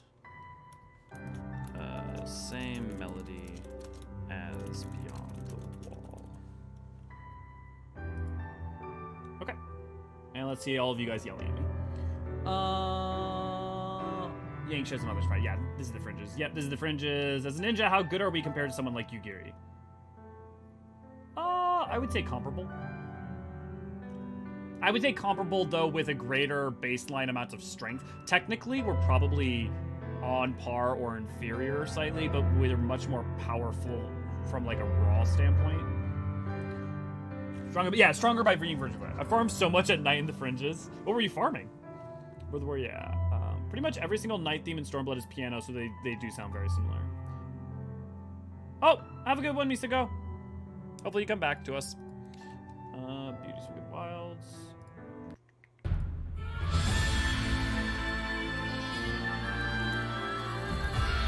Wait, this is the Lash.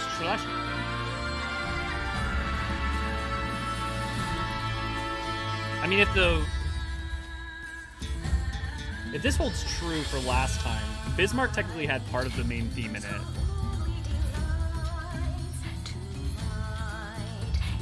Oh.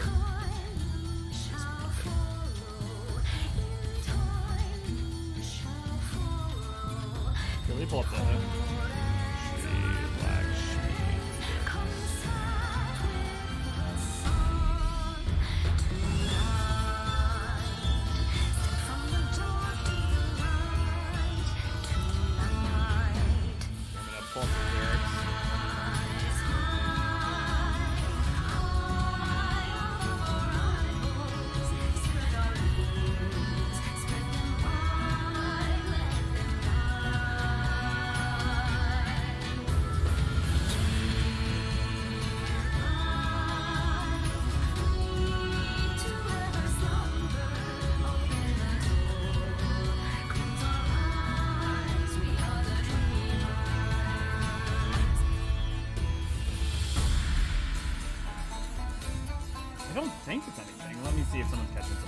Soga may be in love with Leontes, but the man is the versatile composer I've ever heard. Yeah.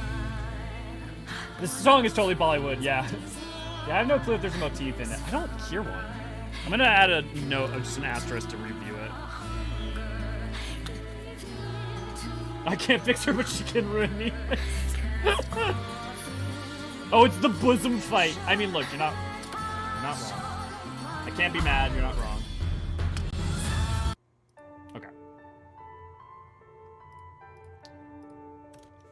Stone remembers this should be what, the peaks?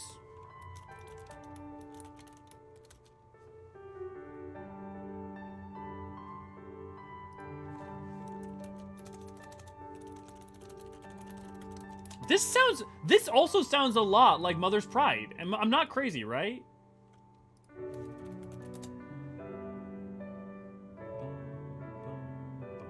Yeah.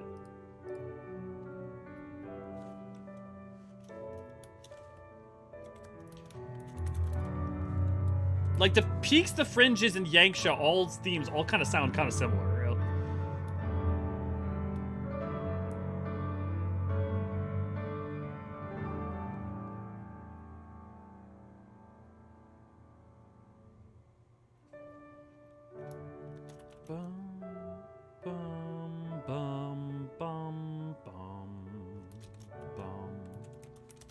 Same melody as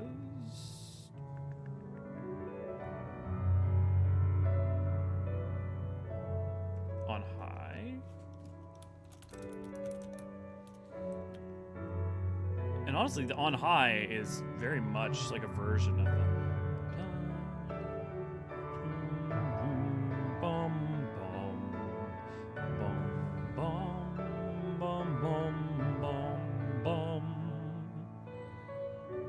yeah, it just is a version of the Ala Mhigo theme again. Crazy. Dude, guys, I have something really cool. You know what? I'm kind of afraid we won't get to it at this pace. We've got a lot of music left to do. So I'm just gonna go ahead and, I'm gonna work backwards here. So, one of my favorite songs in the game is one of my favorite dungeon songs in the entire game. Is, luckily enough, the one that opens up the Shadowbringers soundtrack. Is A Land Long Dead. It is the theme of The Burn. Now, what The Burn is really interesting from a number of standpoints. Musically, it's a beautiful song. But The Burn's interesting from a number of standpoints. It's where the Allagans fucked some shit up, and so the Aether's been depleted from there. And there's remnants of empires long gone. It's also where purportedly Solasol Scalvus first witnessed it, and that's where he decided that all primals must die, for this must not be what happens to the rest of the world, and that everything they do is justifiable because as long as this is prevented from happening. And while that's bullshit, as we know because we know who Emet is, actually, that's part of the Guardian ideology. For many Garleans, the reason that they're okay with doing anything they do is the strong must lead the weak, and the fate of the burn must be prevented from everywhere else, right? So that's a really important thing to understand about the burn. Another thing is, it's where we meet. It's where we re-meet a certain character. A certain black wolf, as it were. But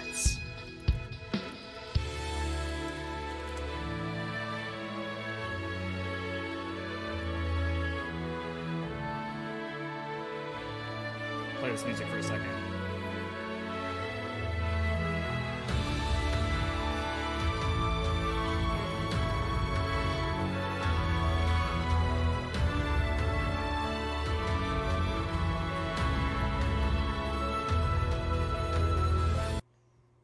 If you go back to the Praetorium theme, Penitus.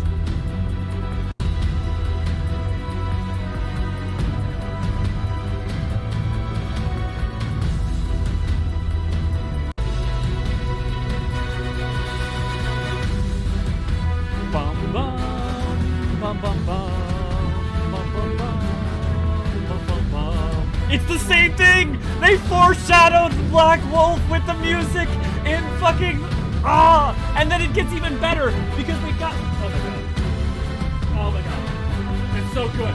It's even better, man, because they fucking, it is the remnants of Empire, and they fucking use it in Sid's memory too when you go in during Shadowbringers and during the recollection of what happened in Bosnia. It's good shit. Oh, it's good shit. Okay. So the burn wasn't even caused by primals? No, it was Allag diverting the Aether that was supposed to go to the burn to other places. So the burn wasn't, yeah. I know what you're gonna say, yep. I don't know, I was farming collectibles for white scripts. Oh, yeah, yep. I don't know if you ever played Suikoden 2. I have not. I know of it, but I have not played it. But Stormblood's OST sounds so similar in sound, and maybe one of the reasons I love Stormblood, because I adore Suikoden. It's funny how that works. One of the reasons I love A Land Long Dead is because it sounds like Final Fantasy X. That's definitely, you know. Okay. The burn as a dungeon is annoying, but I love the song. Oh, I love the burn. What do you dislike about it? I love that as a dungeon. It's not like, you don't have like an ad phase boss or anything crazy. The song is a rearrangement of another song in ARR. Yeah, the burn. I'm assuming that you said that before I did my whole thing. The burn has an Hydaelyn. Well, it has the Mist Dragon, which is an idol. If you're talking about that in 4, then yeah, but it's not really. Yeah, Drained from the Aether to get access along the area, I believe. Yes. A certain guy who is known to us, yeah. Similarities between the Burn and Empty, honestly, really unsettling. Yeah. But what I actually really adore about the Burn and the Empty is how much they're different visually, too, if you look closely at them. Because the Burn is a lack of Aether, whereas the Empty is a stilling of Aether. So it's very different. It's not... The Empty isn't devoid of Aether. All the Aether is just so umbrally aligned that it does not flow. What if it can be... It can! So Infinite, we do that in the story. What if it can be revitalized in the exact same way? If you're talking about the Burn, that's what... You do that in, what, 4.4? Like, that's part of the story. It just takes time for it to heal. Didn't the Alligans intentionally cut off the flow to the Aether to burn with the things that's and as and stuff? Yes, the House of the Crooked Coin, JP. That's why I love both Prey and Burn. There's one place penitence mode we also free from the guys. Oh, if you're talking about and love you shall find, you shall find. Mr. Dragon gave me PTSD. My first time I did the boss, all of us were sprouts. Took me 40 minutes for that boss alone. Jesus! I mean, okay, I can understand why that would be a bad memory, but like... I like that boss is kind of hard, but it's not terrible. Yeah, no, and Love You Shall Find is a wonderful song, Zeb. I'm excited to talk about it in the future. He ends one-liners in the Burn was hilarious, and is that because of the Mist Dragon in the Burn. They don't explain it to me. I mean, it's just one of the creatures that was able to naturally abide in there. Was able to pull on the ambient Aether, what ambient Aether remained. I mean, it's like saying, is there an explanation for a bunch of the other random bosses that exist in certain places? And here, you know what? There is. Let's...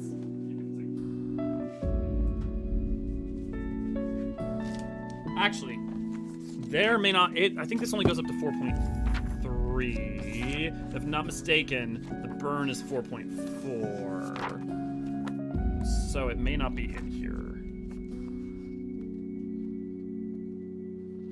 Yeah, nope. Hopefully we'll get a section on it in EE3.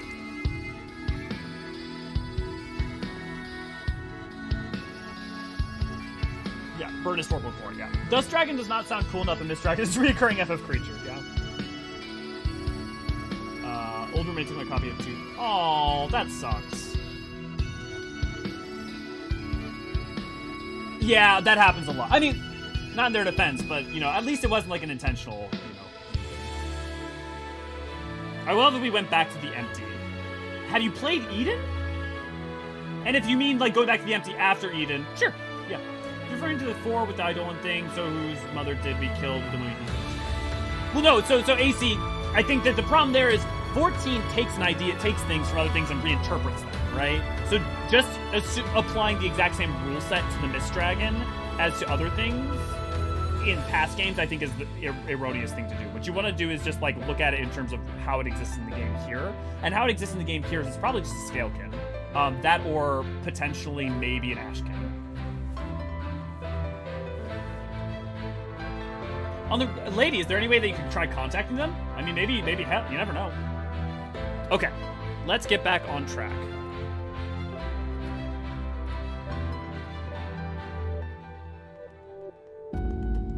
Okay, Alienus. Not Alienus, Alienus.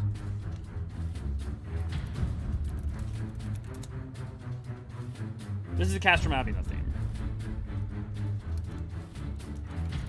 Castrum Abania. I gotta stop saying Abina. It's Girabanya. Abania. Abania! Castrum Abania!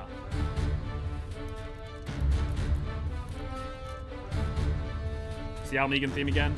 I guess technically it's the Ala Mhigo theme, though. Kind of hinting at should be the Garlean rendition because it's, you know, Castrum Abania, but there's nothing to indicate that other than the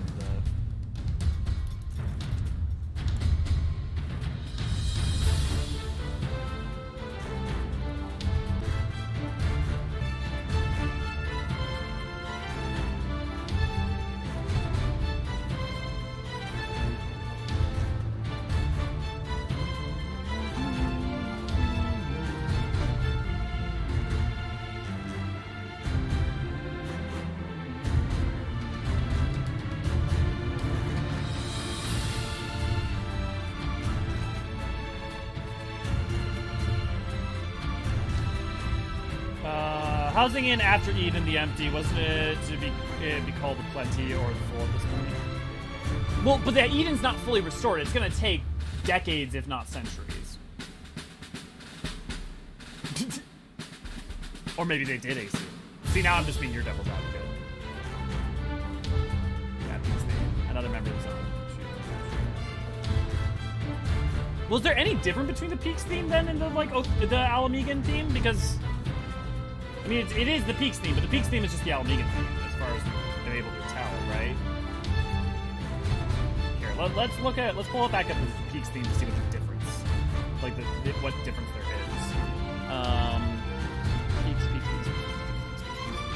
Peaks is on high.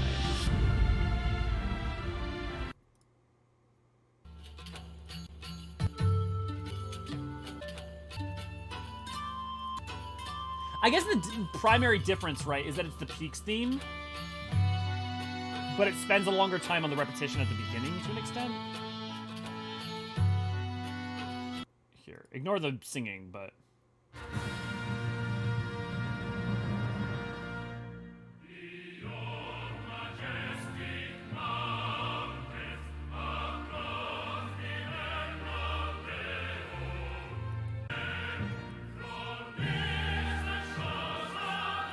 So, the beginning is a little different. So, it really is the Peaks theme, even though the Peaks theme is kind of based off the Ala Mhigo theme. So, I'm just gonna put same melody as on high. We're gonna go with that for now, because that's the motif that's being used here. It's not really a light motif. It's really just a theme at that point, as far as I understand. Okay, let's see. Let's go back to Old Wounds.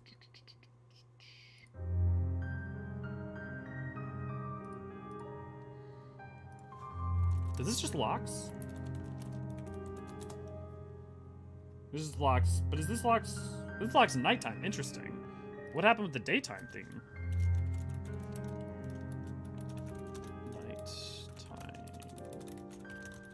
I guess it's assuming that you just arrive at night.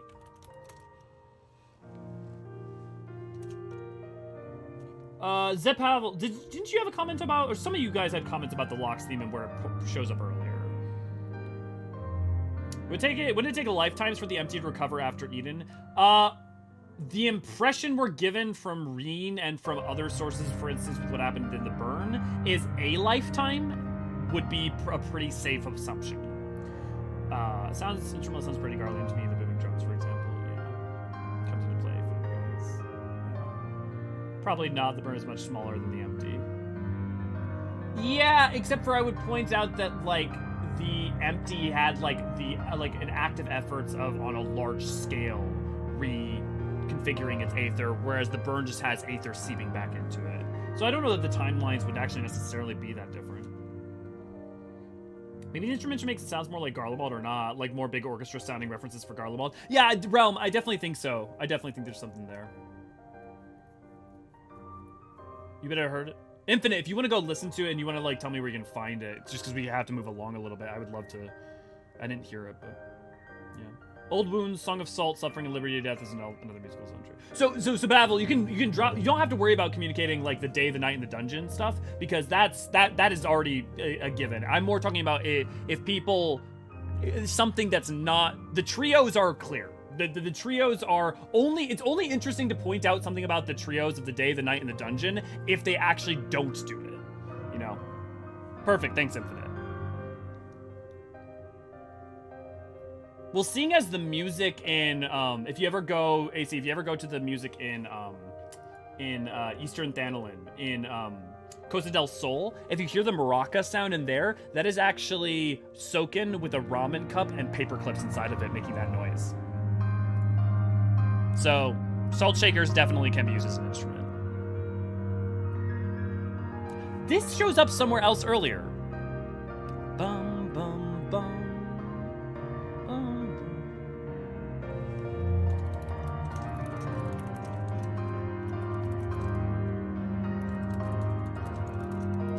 Yeah, in East Lenosia. Did I say something else? But yeah, in Eastern Lenosia.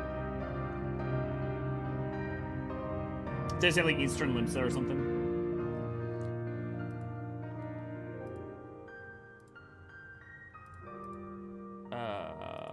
Off topic for music, but do you think the minor theme of 14 is making things better for the next generation? I swear the planting seeds trees that you'll never rest under sentiment. Statement is used a lot. Yeah. I think it has been at the very least since late 1.0 with Louis Soir. I think emphatically that's true about ARR. I think it's emphatically true about Stormblood. I think it's emphatically true about Heavensward. I think it's emphatically true about Shadowbringers. I think it's emphatically true about Endwalker. Yeah, I think that's definitely a fair thing, lady. And I'm glad it is. You confused? Yeah, no worries, Infinite. Thanks. You said Eastern Thanalin? Yeah, you know Costa del Sol over in Eastern Thanalin. Went to a concert once where at one point one of the musicians put a teacup over a microphone, then hit it with a spoon. Hey man, you can make music any way you gotta make it.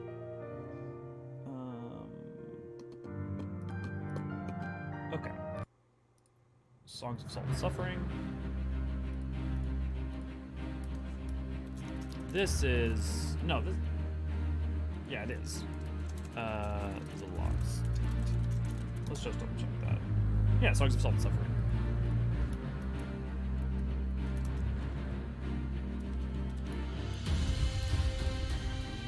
Bum, bum, bum. This... I'm not crazy. I love this theme, by the way. This is actually, of the 3 Girabonian map themes, this is my favorite. Where did this show up earlier?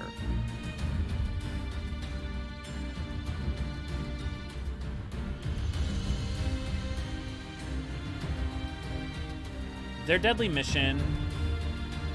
Let's try it here. Let's go back.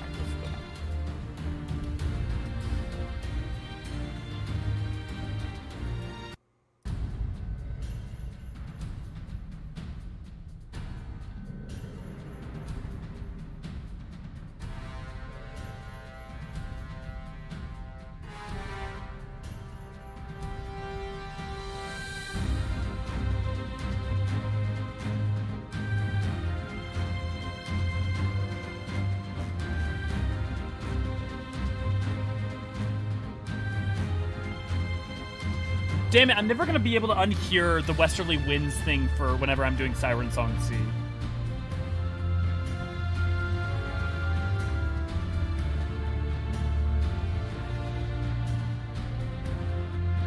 Is this it?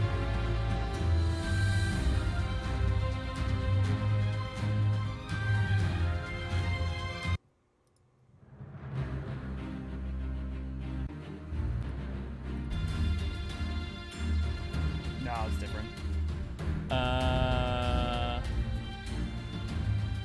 It's kind of similar, but it's not quite the same.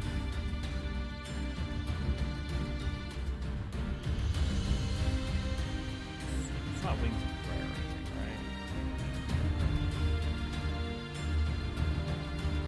right? No. Okay. Well, if anyone catches it, let me know. Into Harmony, I believe. Yeah. Coastal of the Soul is in Thanalin, not Lunos. The original thought was maybe lock Motif, either the Cradle or Harmony, I believe. Sweet. Harmony, Harmony, Harmony, Harmony, Harmony, Harmony, Harmony, Harmony.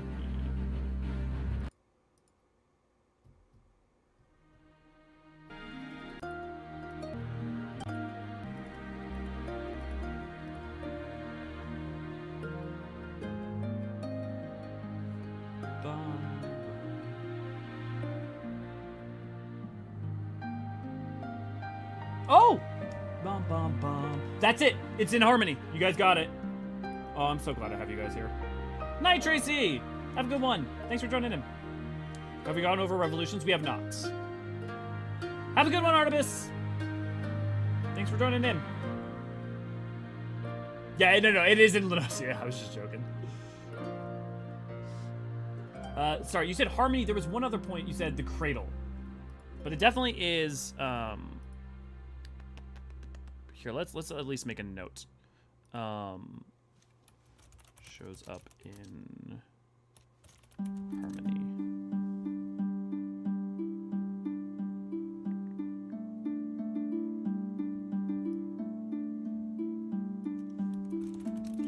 In Harmony.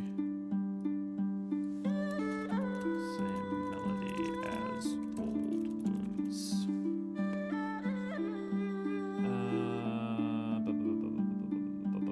We're at 43.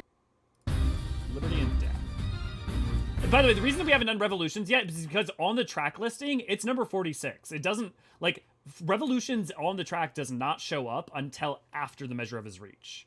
Partly because it doesn't really show up other than as, like, a motif, like, as a stinger, like, an actual, like, Liberty or Death. This is Ala Mhigo, and this is...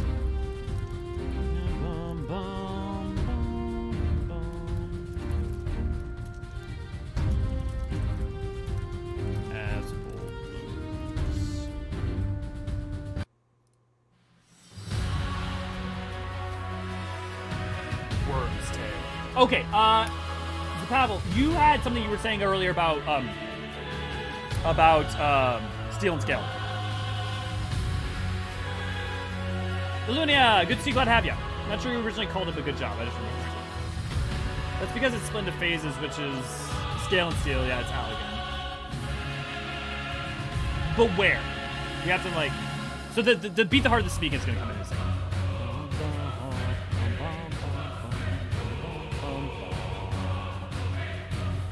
But yes, but where? Like, he has this loud theme. I do love how excited you are. But, what, the orders yet not received? Or whatever the fucking thing is called.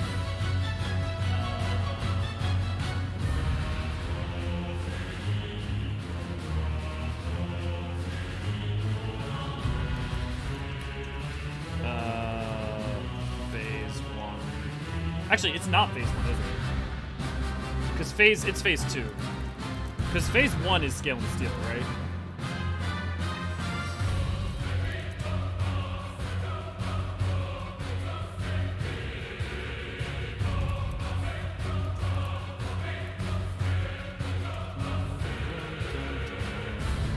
There's multiple things going on here, so we gotta get them all. Ultima. And then also the Stormblood thing's gonna be coming here in a second. The Thardian theme.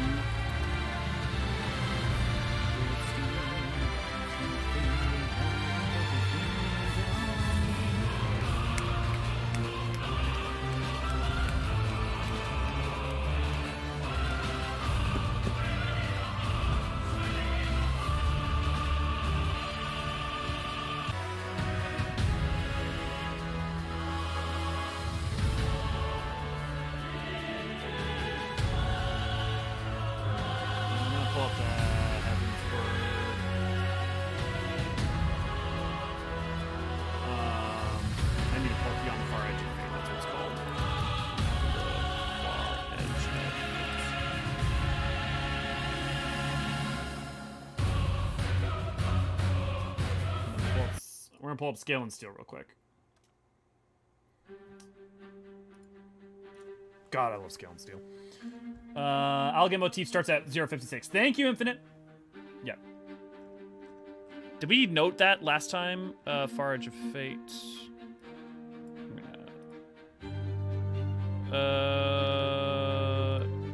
No, we didn't. Okay, here. We'll go to the Algae Motif. If anyone else has any things that Scale and Steel has in it, or that it is used for.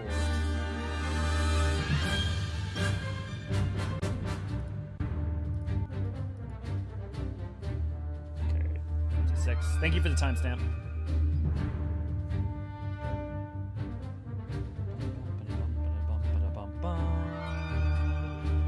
Oh, yeah, I hear it.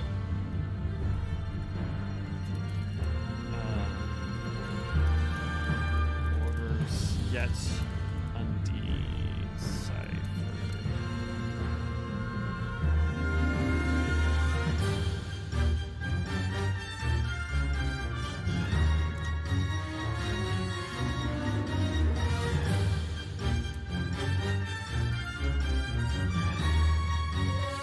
It's so small. I would have probably missed that. Good catch. This is exactly why I want to open up this once we get further in to you guys to like be able to like create like a full like hardcore list that we can like give out to people who want to know. Scale and Steel. It's called Orders. Yes, yeah, yes, it is. Yeah, it is. Nikki, you're correct. I love that. It's a good song. Worm's Head is a variation of Order Out and Siphon. Worm's Tail is a variation of Crimson Sunrise. Oh, interesting. Actually, honestly, I don't even need to know at that time scale. It does it again. This is Orders as the Undeciphered.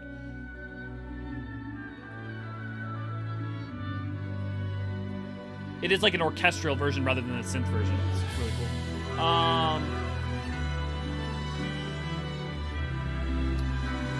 Let me... And then you said Crimson Sunrise for the Kugane Day fee. Let's... Is that correct? Well, here. Why don't we just test it?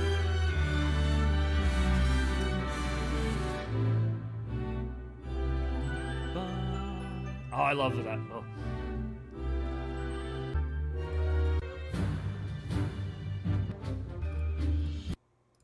Oh, good shit. That was a good cutscene. You said Crimson Sunrise. It's like, what, 14 or something? Yeah, 14. Okay. Because I didn't hear that in Worm's Tail. I heard the Othardian theme in there at one point, but I also, like, it starts out more like Ultima than anything. Like, if we... Worm's Tail.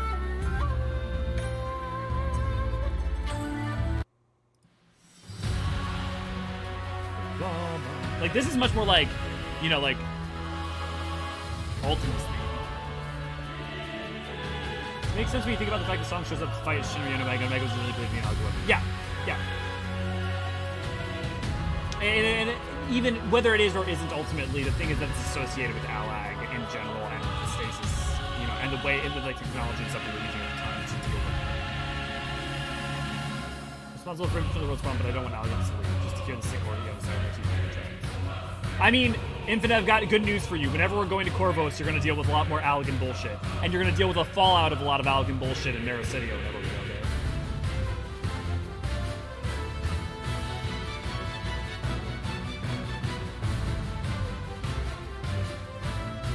Cheap dungeon.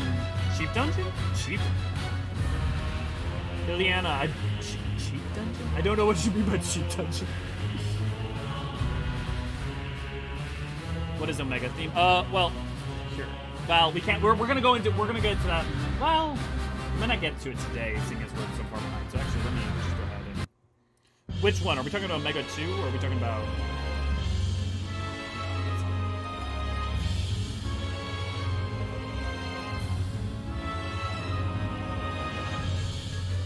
Actually, I wonder. I bet you it's. Yeah.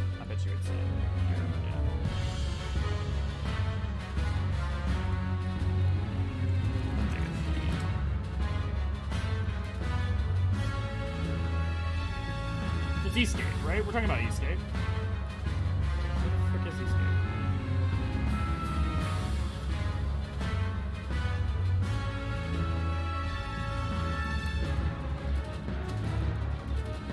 Oh, there it is. Number 4. That's why I put that.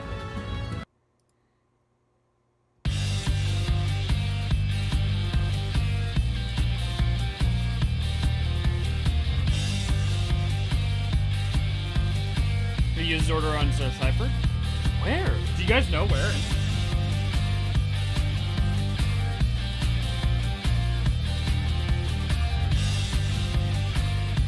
That's cool. Shit.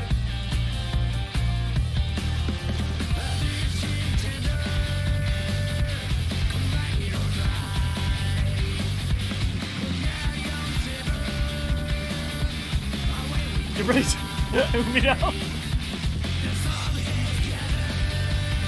From 148. Thank you, Infinite.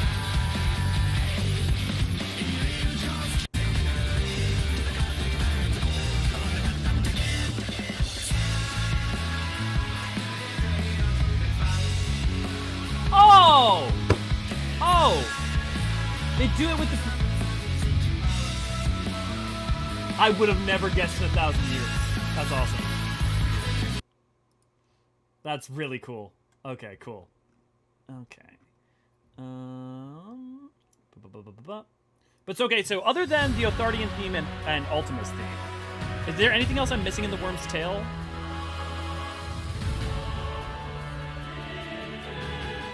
Well, lady, if you've ever heard the twinning, I mean, it's a version of partially that. I do love Heartless in the final raid battle for the Alpha Skin.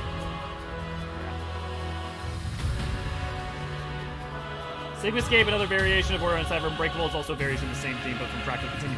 That I did know. And we were gonna mention that when we get did we already talk about that? We talked about that last time. No. Wait. Yeah, no, because it's later on. Or we did. No, we did talk about that last time.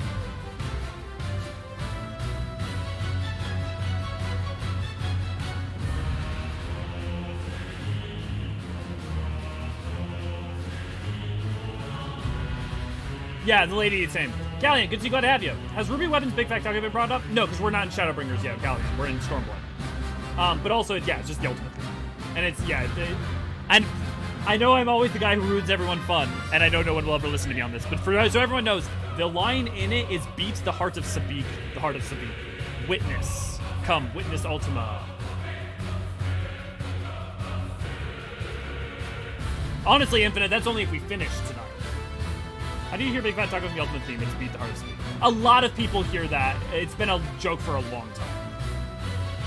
But, V, I don't know if you're here, but if you are, if you want to throw up the Ultimate lyrical lore for people, go for it. Okay. Yeah, I guess that we got Worm's Tail. So then Measure of His Reach, which is...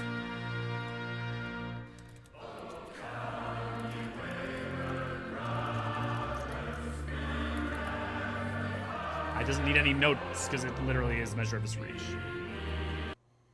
And then you got Revolutions. Actually... Does Revolutions ever get used as a theme outside of being parted up? Someone help me. Like, there's no way it doesn't, right? Because Heavensward has that all throughout. I was trying to figure out why I've never loved Revolutions quite as much, but I think I just realized it. It's because I don't think they use Revolution as a leitmotif. They just use parts of Revolution, sometimes without the lyrics.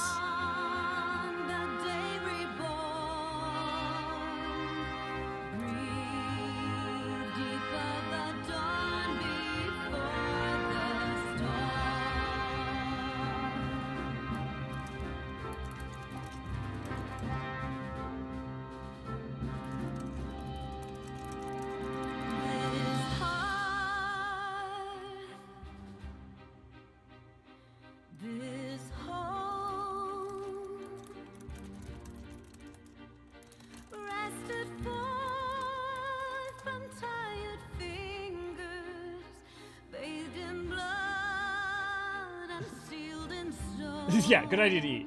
Damn it, now I want tacos. Yeah. Honestly, trying to plan a D&D and unrelated around a bunch of songs from 14 working backwards from the lyrics for the story.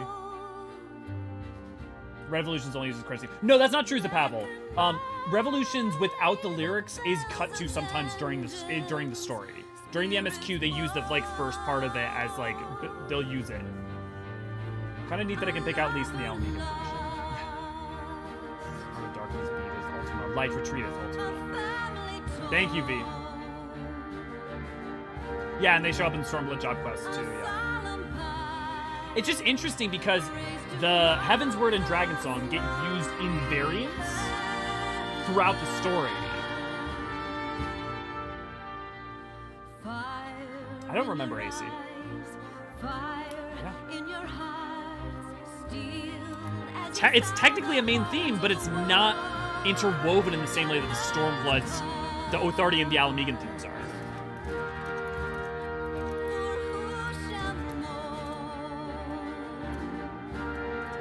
I mean, honestly, I just leave it blank. There's not a lot to say. Is it meh song? I think that's unfair. I think to call it meh is to not give it the credit of what it's talking about lyrically, and also that it is a really good song for what it's trying to be. Is it weaker than the back half of Heavensward? Does it have a part where it slaps as hard? No. Is it weaker than Shadowbringers? Yeah. Is it weaker than Footfalls? Yeah. But I think there's a difference between a song being weaker than S-tier songs and being meh, you know? I feel like this song is good. The problem is it's just not great, and all the things that it's put up against are amazing. Yeah, or something like that, Zapavel.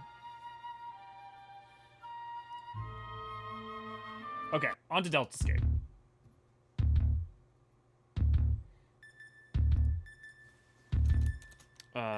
Interdimensional Rift theme. Is it? It's not really used as part of anything.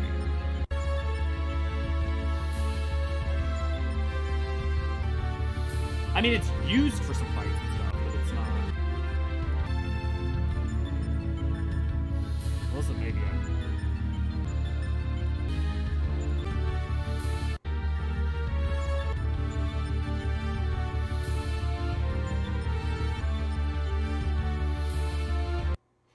Here's another really interesting thing to me.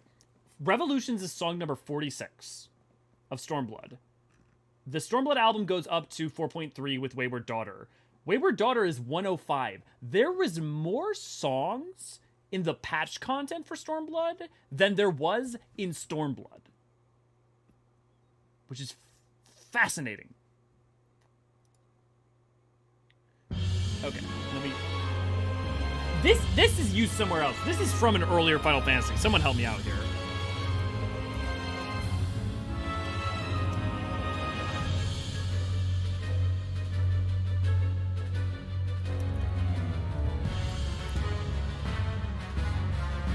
The Deltascape's boss theme is not just from... I swear to God, I'm not crazy. Maybe I am. My guess is... Literally plays when you wait for your raid party. Oh, the infinite, the Deltascape theme. ffXIV boss theme? Let's check it.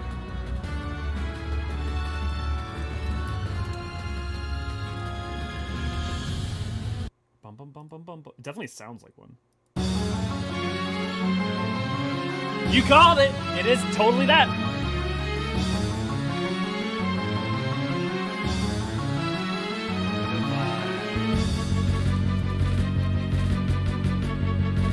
Oh, that's on Deltascape. I want that.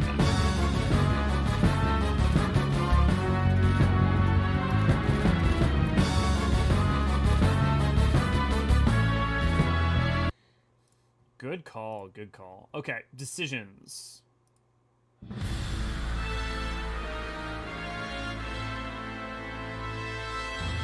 Fuck, I know this is also...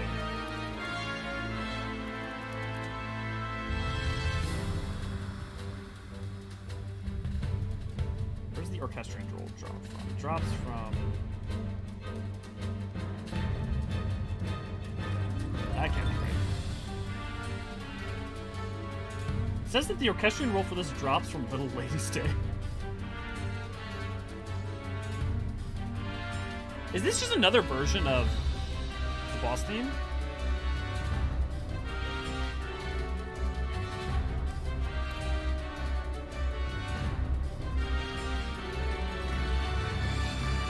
This is what plays for X-Death, right? Maybe it's the X-Death theme. I wonder if one of you guys just said that.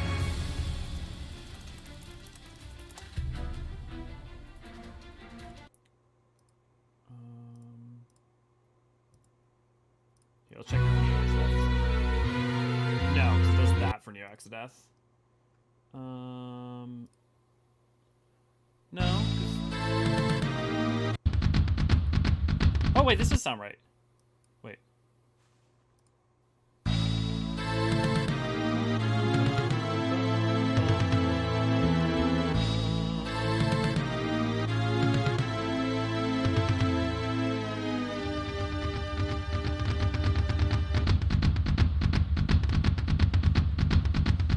I don't remember this slapping so hard. Okay, I think that's it. I think it's X-Death's phase 1. Yep, that's what it is. Phase 1, X-Death. ffXIV. Decisive battle. I know, just freaking. Yeah, it's fine.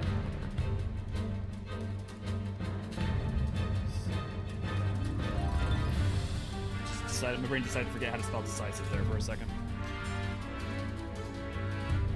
Okay, which would mean that final, not final, is this phase 2. Yep.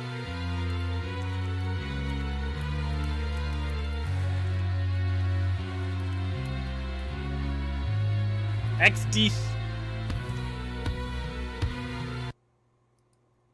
But then I guess my question is there FF5 final boss theme? Let's see, is there a new XF extended?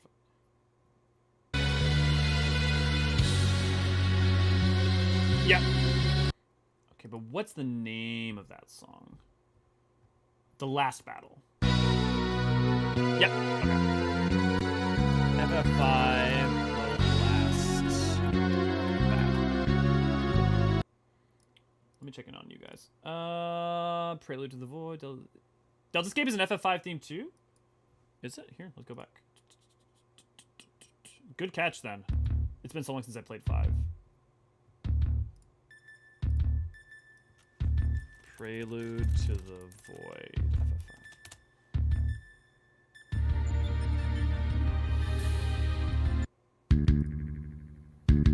Totally called it. Thanks for the call out. Man, I'm so excited to replay 5.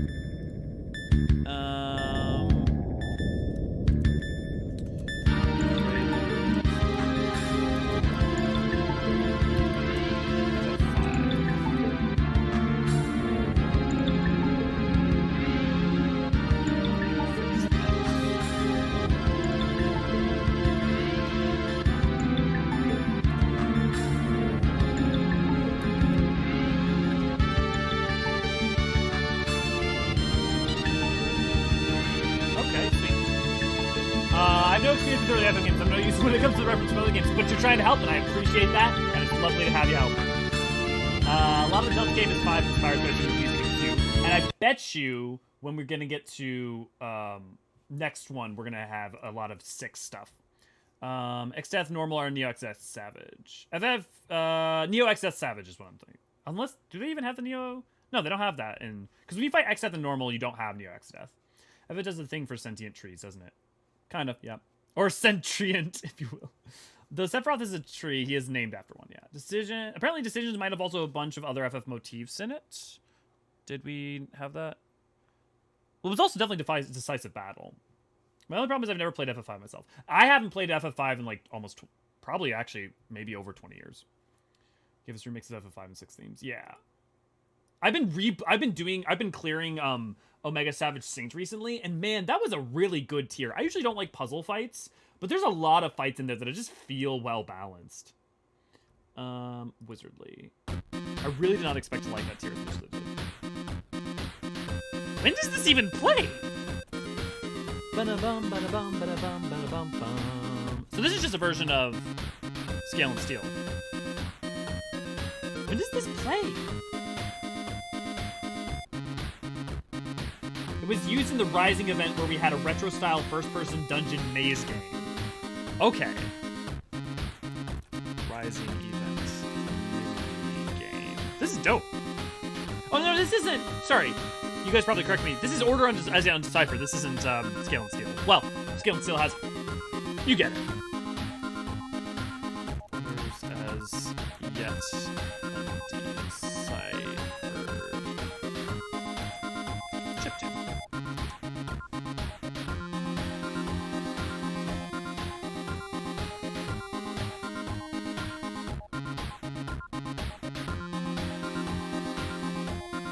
Cheap dungeon. That's what you meant by cheap dungeon. I totally didn't remember this. Oh, it's in the toy box still? Oh, okay. I just use the toy box so rarely.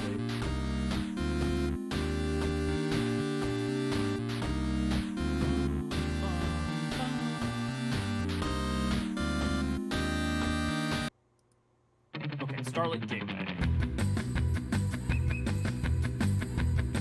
Okay, this is the Chocobo theme mixed with what? And when the fuck was this used? Oh, this is the Christmas Chocobo theme.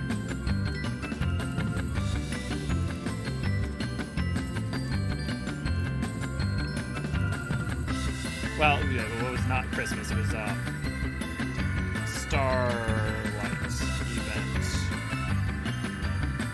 2017, I think.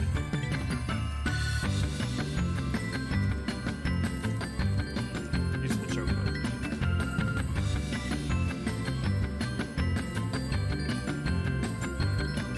This is adorable. Yes, it is. Serpent music. Gate theme. Yeah, well, the gate theme is the chocobo theme, but yes. I play it from time to time because I like any variation of Warrior and Decipher. I mean, you know what? I'm gonna say Elucidate. I liked Warrior and Deciphered. Having done this, been doing this streams has made me like it a lot more. I don't know which one of you mentioned it, but I've also been liking the Dravanian 4-land theme a lot more. A hell of a lot more since doing last week's stream.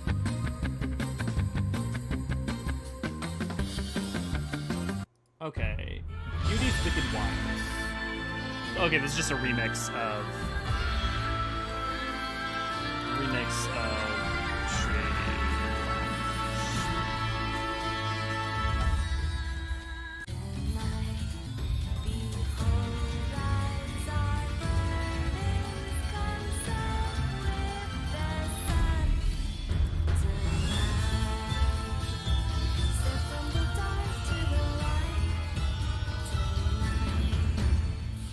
I like it.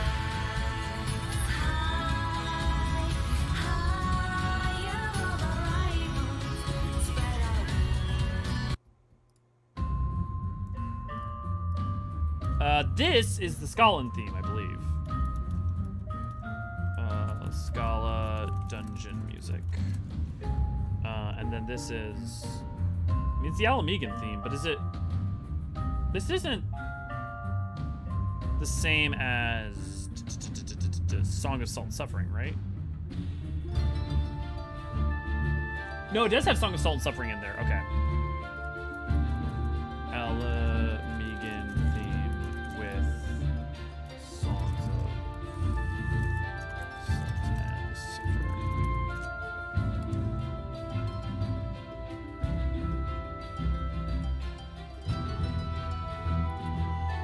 Vampire servers. Server music is expensive, Leonis. Dravanian 4-land theme is my favorite area theme. I've definitely come around on it a lot more lately. It is definitely a Scooby-Doo theme. I'll get behind that, AC. Never noticed the different singer until now. Far From Home is the drowned city of Scala theme, yes. All that is missing is having the vampire question chasing the party while they run down a long hallway through random doors. Now I want that animated, but with, like, Hesperos. That is little either. Meta. Meta? Meta? Whichever works for you. Home, far from home. Riding home. Man, you literally can geolocate a dungeon by its own. You're not wrong. Okay, Indomitable. Ooh, yeah.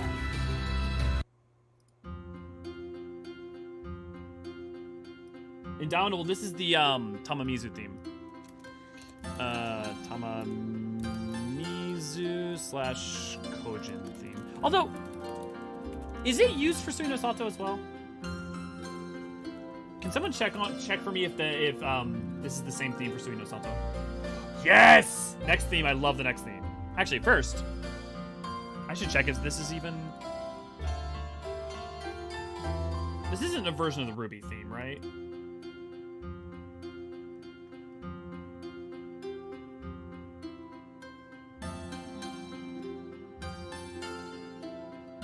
Actually, maybe it is.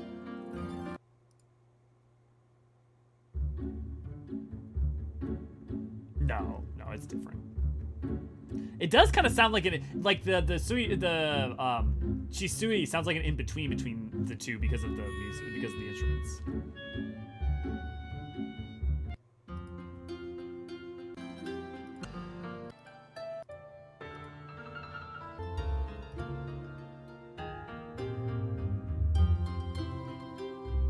Can't help but feeling there's something else in here. Also missing. Have you guys ever seen a salt man that's cursed to forever be thirsty but crystallizes all the water he touches into salt? Terrifying. I'm thinking about the like salt dude fate thing or hunt thing that you can find in the locks. Okay, I don't know. I don't hear anything. But Rival Wings, I love this. Love the Rival Wings theme. Oh, I wish people would play Rival Wings. I miss playing Rival Wings. No one ever does it. Maybe I should just do it for Tomestones, because they're doing it for the Tomestone events. Anybody want to play Rival Wings with me?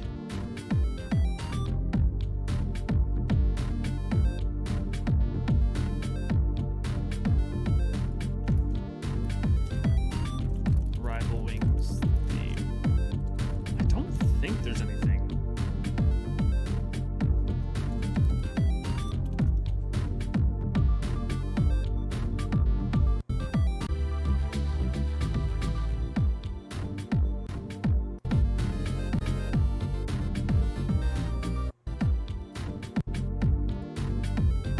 So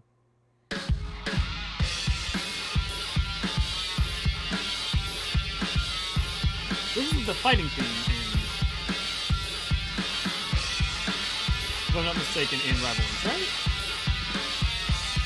Yeah, Rival Wings and the Astragallos battle theme.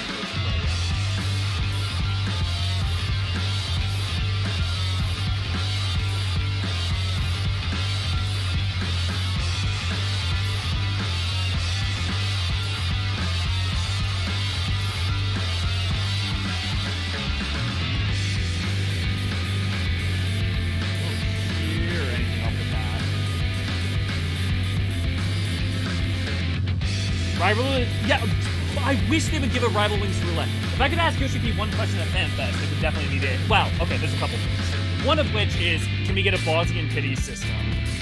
Oh wait, this part. Bum, bum, bum, bum. This doesn't do it. This. Middle section. Sounds like. I got it. I only played Rival Wings once, I was so confused. Wait, no, you're right, it is Eorzean, it's Undeciphered, that's what it was!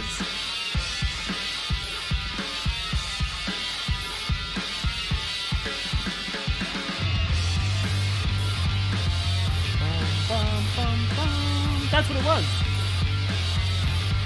With any luck, I'll be a big fan of wins. Hey, lady, if you want to team up to do it, I'd love to play it. We're already getting one map short and frontline to people to play. Yeah. Rival Wings theme is a lo-fi beat type song. I can get down with it. Yeah, it's pretty good. Is it PvP content? It is, but it's very different. Like, it's fun. The thing is, it's fun. Yeah, most people, HC, most of people have yet to step into it. Isn't the Ruby C theme called Liquid Flames? Yes, it is. Too bad I'm long dead before I can listen to much. Hey, if you team up with me, I'm actually good at people live going hard. I'm not saying I'm a great player, but I definitely go hard.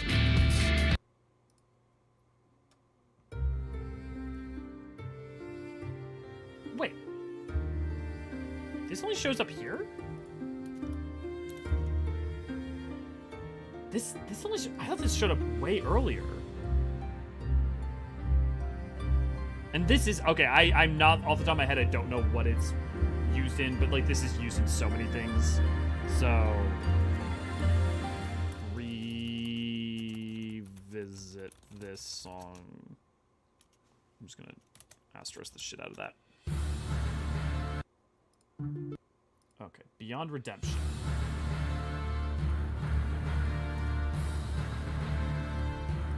Oh.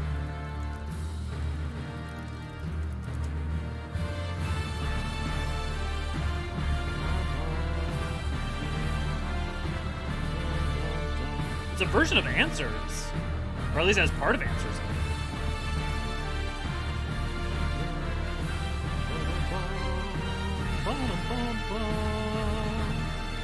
When is this ever used?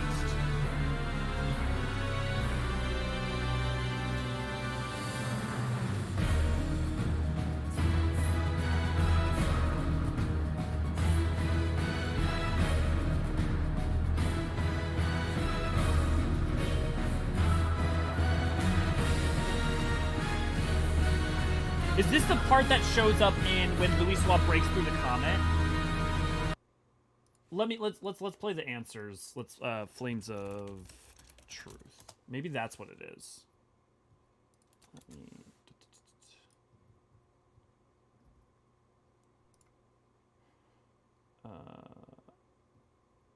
come on. It's okay. You don't have to slow the fuck down.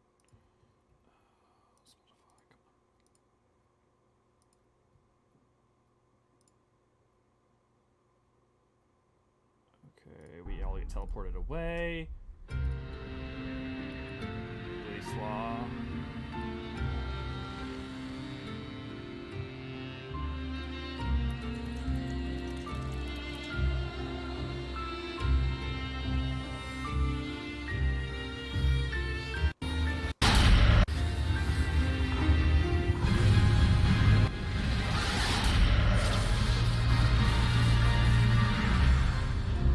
I think this is it.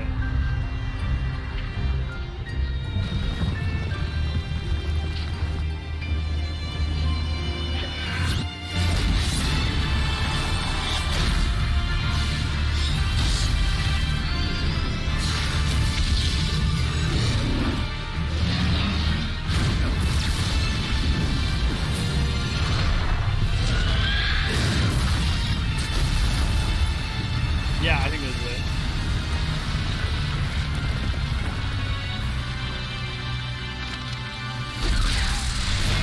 Most Dragon Ball Z this game ever got.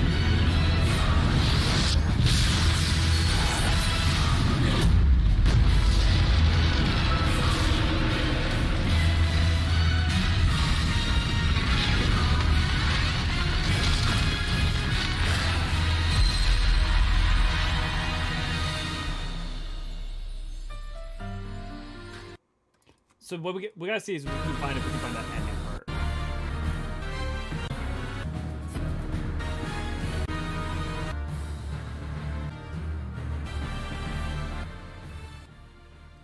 Yeah, yep, it's definitely it. Okay, so Beyond Redemption is second half of Flames of Truth trailer. And just answers. Okay, cool. Character creation, we're gonna play that. Wait, this is the fucking character creation theme from Evilise. Can you play a party up for Rivalings? Yes. Wait, aren't there like a theme of pulling your shoulder from Livestream? That's where I heard this is an AR. Yes, that's because it's the Flames of Truth. It's Golden Bahamut theme. Pretty sure Flames of Truth. Well, technically, Flames of Truth came out at the same time. So, is the Doman distraction in the list? The list, we're just going chronologically. So if we haven't reached it yet, it would just be a question of if it's on the OST. Doman distractions. That's not until Shadowbringers. Well, technically, it's not until second half of 3.x or 4.x. Forever in Flames and Beyond Redemption are remakes of the melody used in Flames of Truth. I mean, I think they're just the melodies used in Flames of Truth. It would sound so weird for people who haven't gone through Coils. Old men becoming SS gods and fighting dragons. Evilise themed. Yeah, these are all Evilise themes from Storm. Yeah. When does character creation get used though? When you're well, it doesn't really matter, but like, Evilise theme from Final Fantasy Tactics. Save and load screen is also from that. It's funny, I listen to a lot of N64 era music while I work, and one of my like N64 tracks has a bunch of like Ogre Battle and other stuff on it. Actually, wait a second. I don't know, is this Tactics? Wait. Or is this Ogre Tactics Ogre 64? Character creation Tactics Ogre.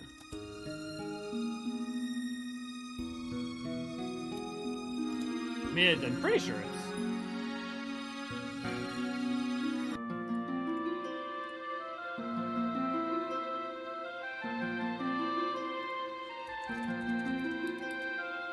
Character creation.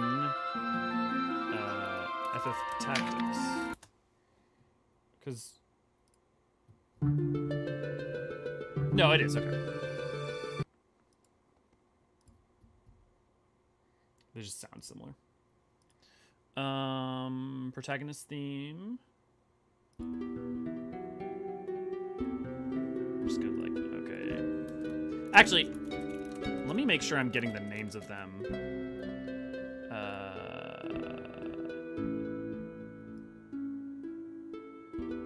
Here, I'm gonna change this up. FF Tactics. FF Tactics.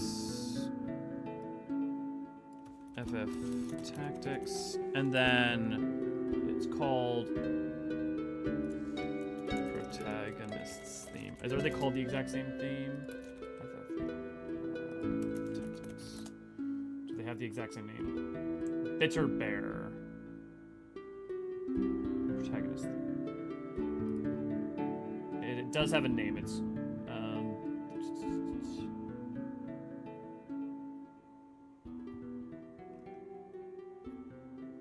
okay, it looks like, well, I think as long as it's just FF Tactics, that's fine.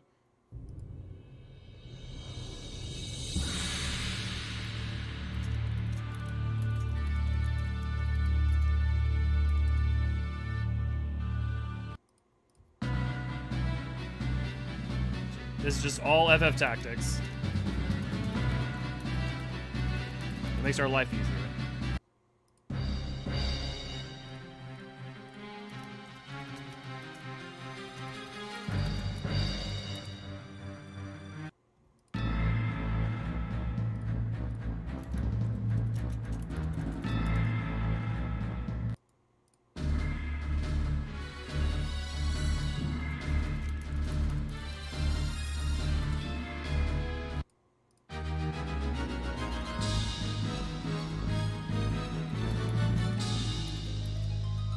It's funny because my association with this is more with 12 than with Tactics. Oh, no, okay, this is Down Where the Demons Dwell is the Hell's Lid.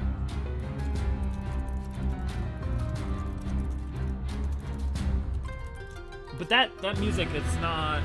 Which one is it? It's the one that I thought sounded like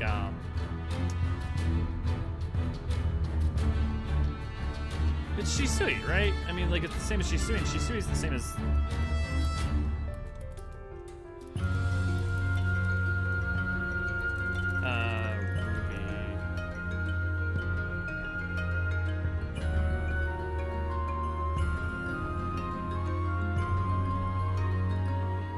The Open Box, right. So Down Where the Demons Dwell, and let's look up Open Box.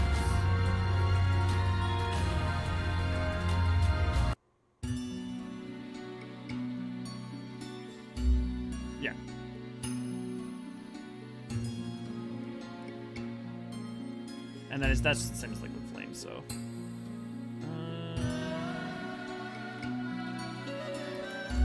Same melody as Liquid Flame. 70.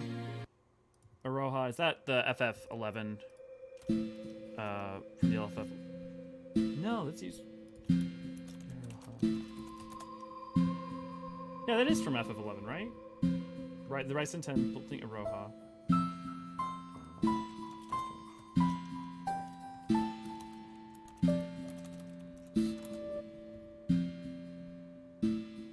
Does anyone know what the name of this song? Does this get used in ffXIV as a song? Because it's named after an ffXIV character I know for a fact.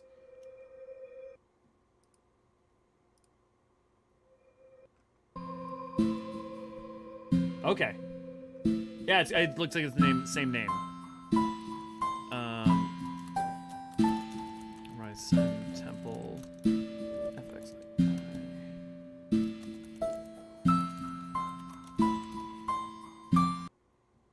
Let me just make sure for sure. Yeah, it's just Iroha's theme from 11. Yeah, okay, cool. Let me catch up on you guys. As a person who never played the original, I will ask, was Ramsa that racist in the original game? A little. I mean, the song title kind of play into the story, into the Evilise Theater. Yeah. Evilise was a great addition to the game, but narratively, I'm confused where to place in the overall importance of 14's history, like the threat of Ultima and the Luca V. I mean, the Luca V just ties into Orsite issues that exist throughout time. Ultima is a threat, but I mean, like, so are, you know, the Omicrons could have been a threat. Anything that's extraplanar could have been a threat. And then timelines-wise, it probably would have made the timeline that for it to exist makes most sense sometime in the 4th. Or, you know, 4th Astral Era, maybe the 5th. Those are like the two time periods that make the most sense. Then it leads into Bosnia with the 4th Legion, which is an unfinished story. True. Hell's Lid, Liquid Flame, Hell's Lid. Yeah, variation of Liquid Flame. What exactly was the importance of Shisui, the Violet Tides, in terms of the MSQ? Well, I mean, in terms of the MSQ, not really a lot. Its relationship is more to with Sui no Sato, and is not really. It doesn't. There's a reason it's optional in MSQ, right? So it's important. It doesn't. It doesn't have a fundamental importance other than that our relationship with the Sui no Sato kind of matters in the grander scheme of things. Okay. Answers on.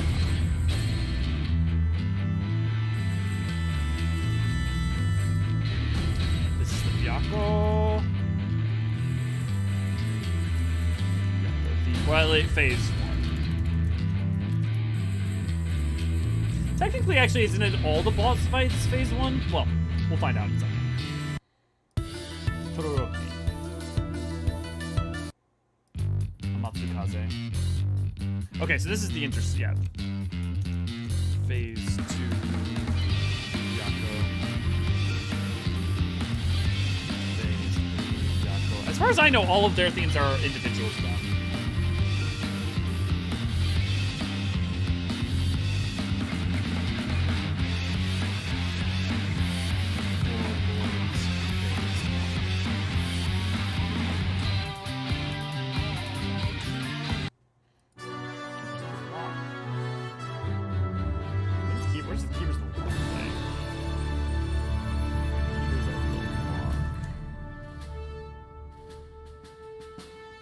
Oh, it's the Ananta Beast tribe theme. Ananta Beast tribe. It's the Ala Mhigo theme again. Or at least, well, no, for a little bit, but it's not really. It did for a second there, but... Bum, bum, bum, bum, bum.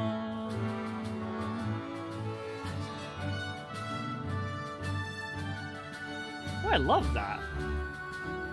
It's very different. They've got bits of the Ala Mhigo theme in there, but it's not the Ala Mhigo theme.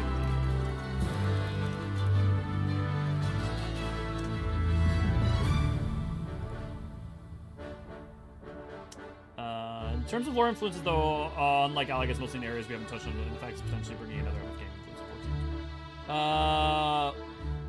To which point? So talking about Ivalice?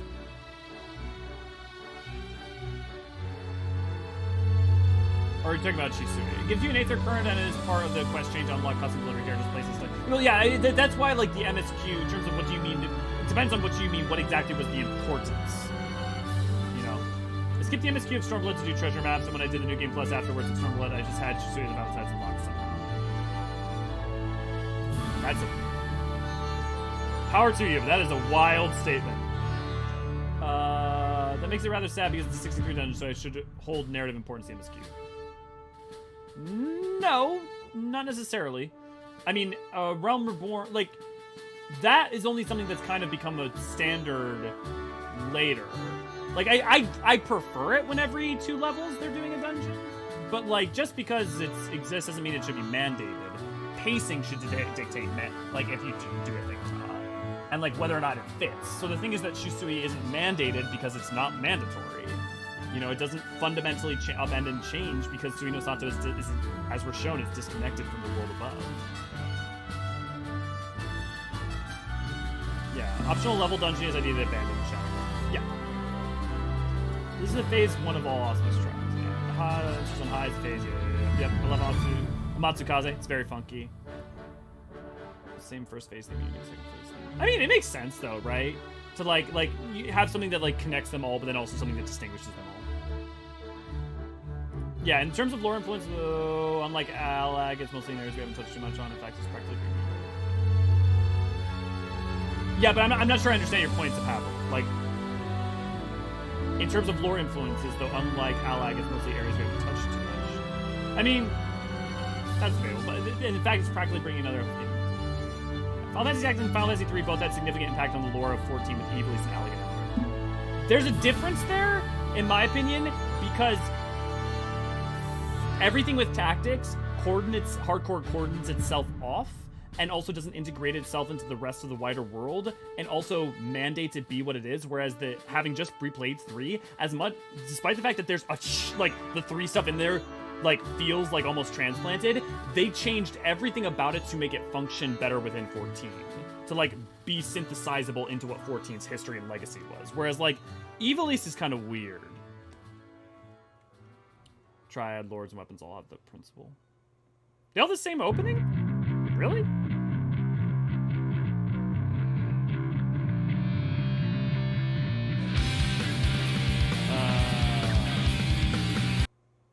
Sorry, let me go back. Answers on High isn't the...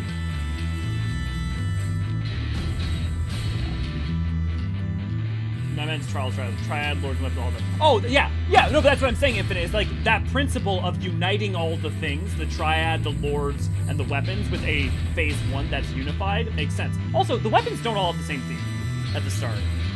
I know Diamond Weapon and Ruby Weapon are different.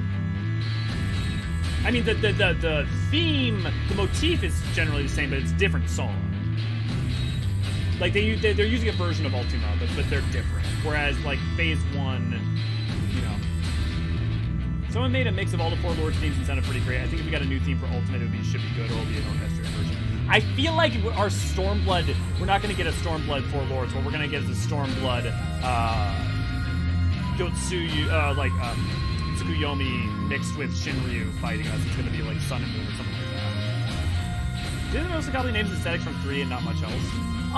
No, the aspects of the plot beat, the aesthetic and the general gist of where they fit in and, like, what Xande is and represents. And, like, there are, a lot of it is mainly aesthetic, but there are, like, general ideas of plot beats. Whereas, like, Ivalice works really hard to just basically transplant the story of Tactics and be like, yep, that, almost functionally that happened. You know? The weapons don't have the same Phase 1 theme. I just finished Sorrow's Story 2 days ago. Each song is different playing on the Ultimate version. Yeah, I just did it like a week or two ago, too. Okay.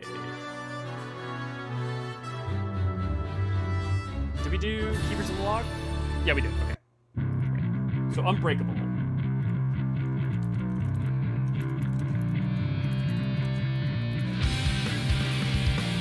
This is the Fractal Continuum, and this is a version of Orders as Yet Deciphered, like one of you guys mentioned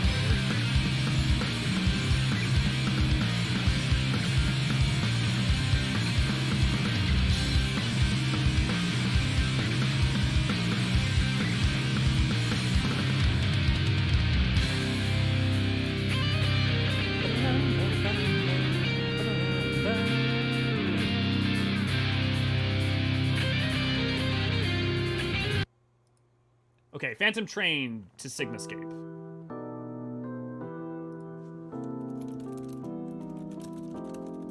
Let's look up ffXIV Phantom Train theme.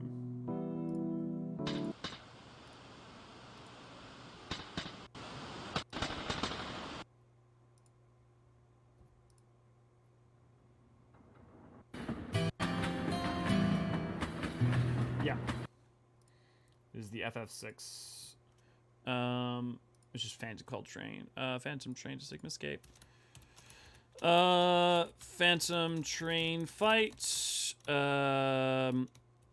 ffXIV Phantom Train. And then a battle decisively.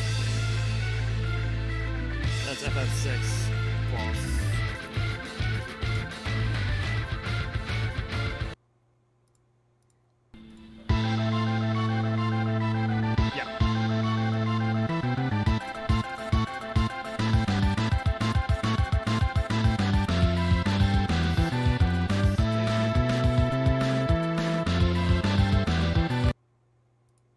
Frick is its actual name? No, it is called the Decisive Battle. A battle decisively because there's multiple songs named Decisive Battle. Right, because Decisive Battle is often considered a boss. Oh, right. Decisive Battle.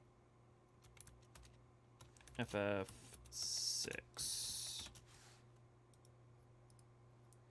And then let me catch up on you guys. Yep, as it's loud and hard. Yep, Fractal Continuum or Desire really goes hard. It does really go hard. Oh, this rip slaps. This is a cover by the Primals of Fractal Continuum theme. Theme of suplexing the train. Yep. Also, original version is used in AR Ultra's Trial. Right. Okay, so now we got Dancing Mad. which is Kefka's theme, basically.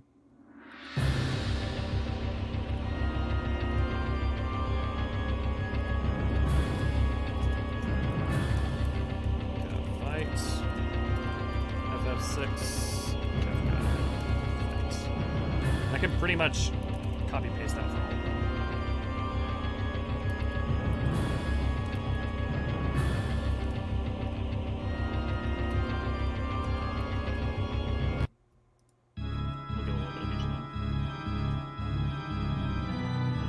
Right now, I'm progging this with some friends on synced. So I've been listening to this a little bit, quite a few times lately.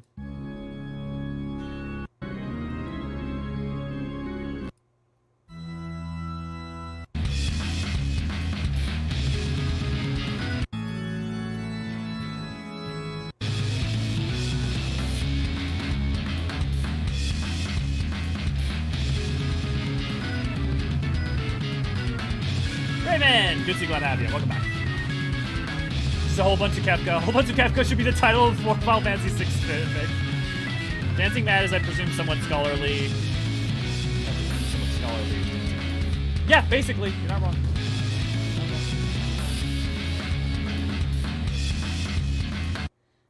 Okay, Wicked Wind's Whisper.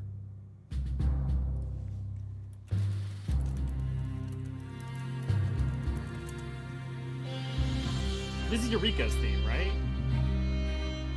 Oh!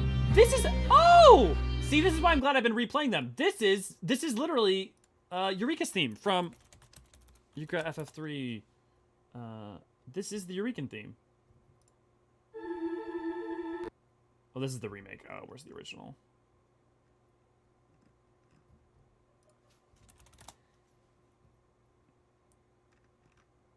Come on, where's the Pixel remaster? Nope, that's someone's playthrough. Well, here, let's just... That's the Crystal Tower. No, I want... Here, there we go.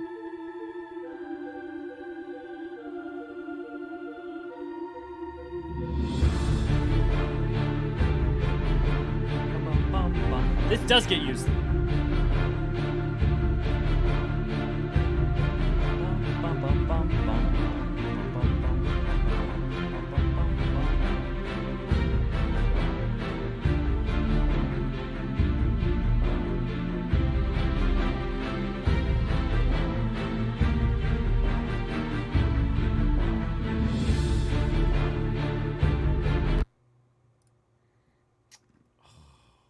But that's not the Wicked Wind Whisper.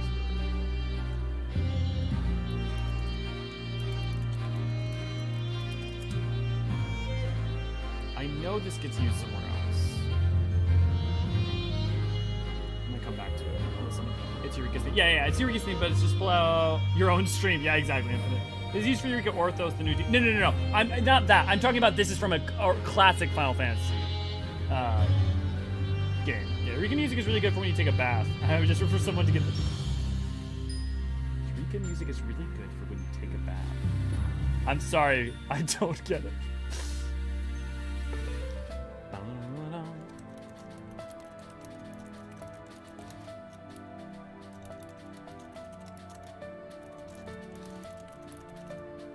I know that comes up somewhere.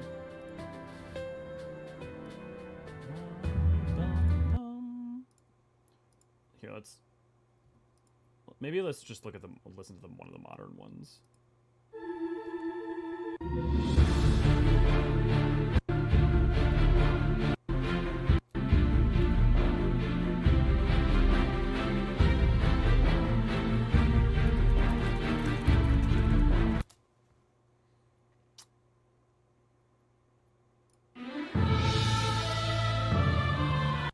No, that's just Crystal Tower. Damn it. No, I'll look it up. I'll look up later. See if I can find something. Magicked Skulls. Is this gonna be orders as yet undeciphered again?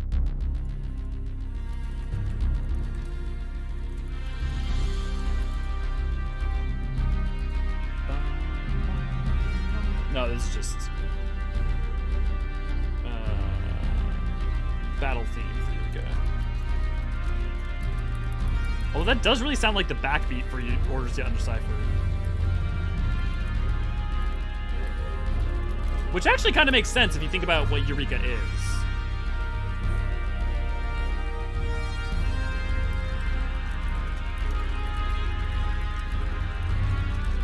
I'm just adding weird notes.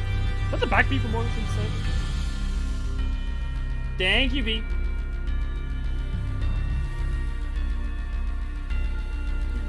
Oh, I read your comment above. Yeah. It's hard to miss. The song Hard to Miss just slowed down. Hard to miss. Here, hold up.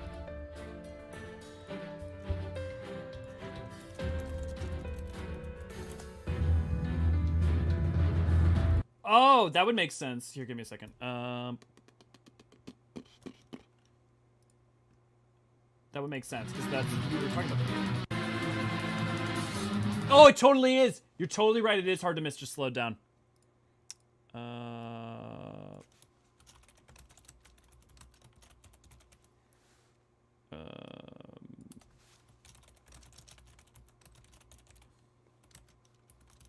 is that the best? You totally called it.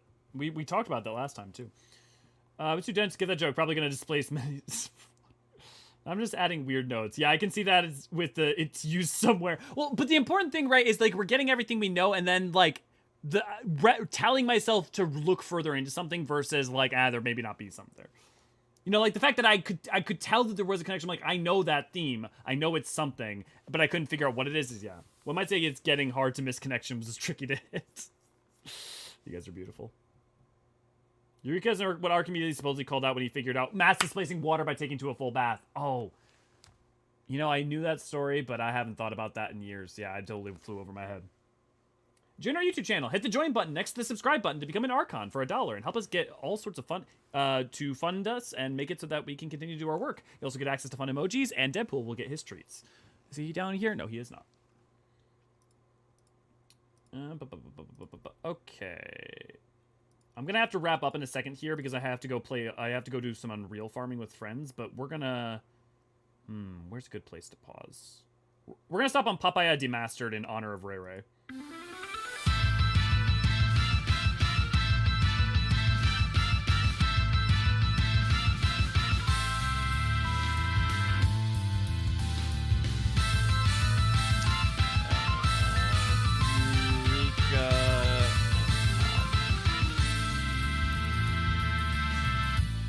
Is this from 11?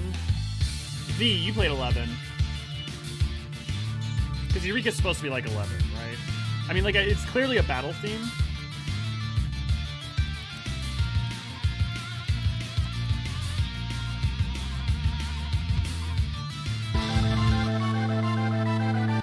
It's also like ffXIV's decisive battle.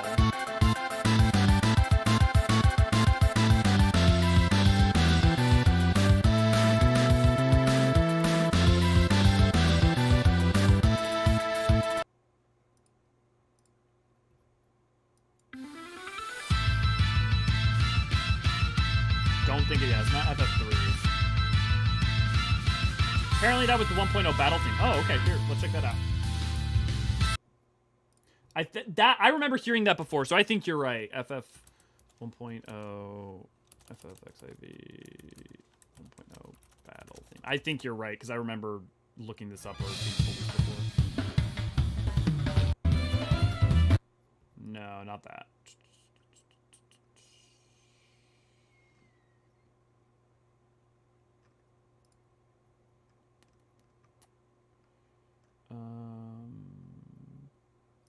Can't find it. Give me a second.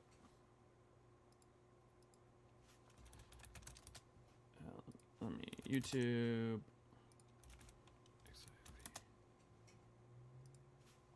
1.0 battle theme.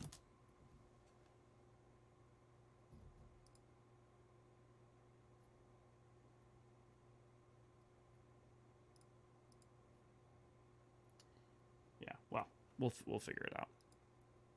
Okay, Siren Song.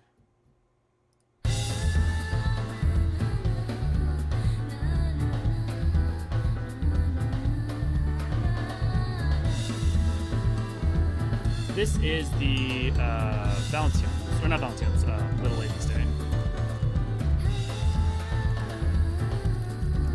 I don't know if it gets used anywhere else.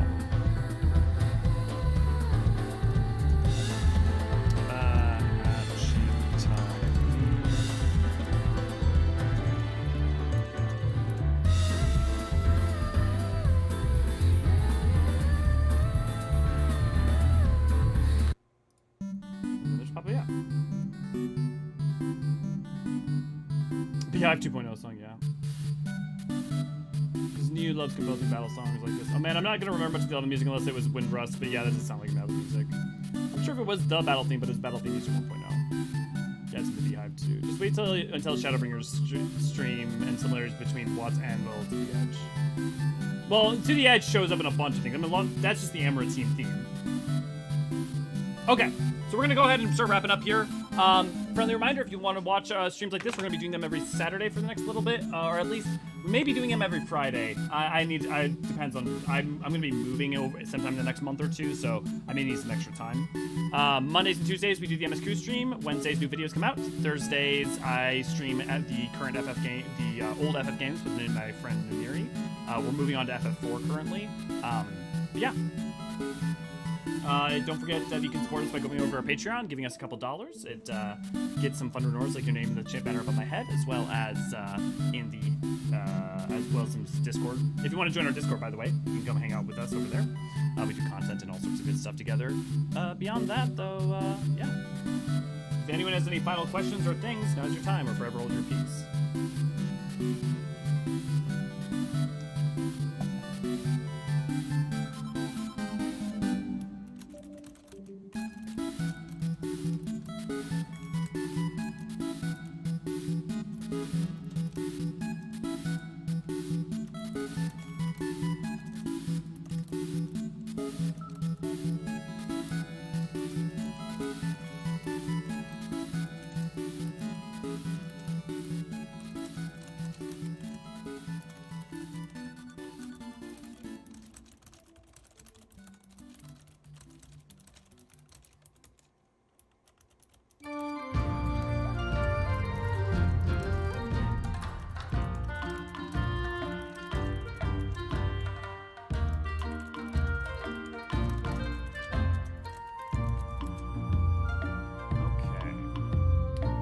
Have a good one, guys.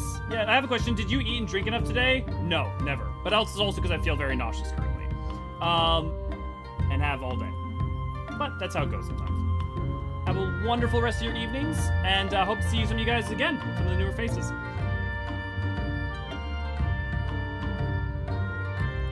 It'll come one day. You'll get the Namazu Primal one day. With that, I've been Ellie Forceron. I'll see you guys later.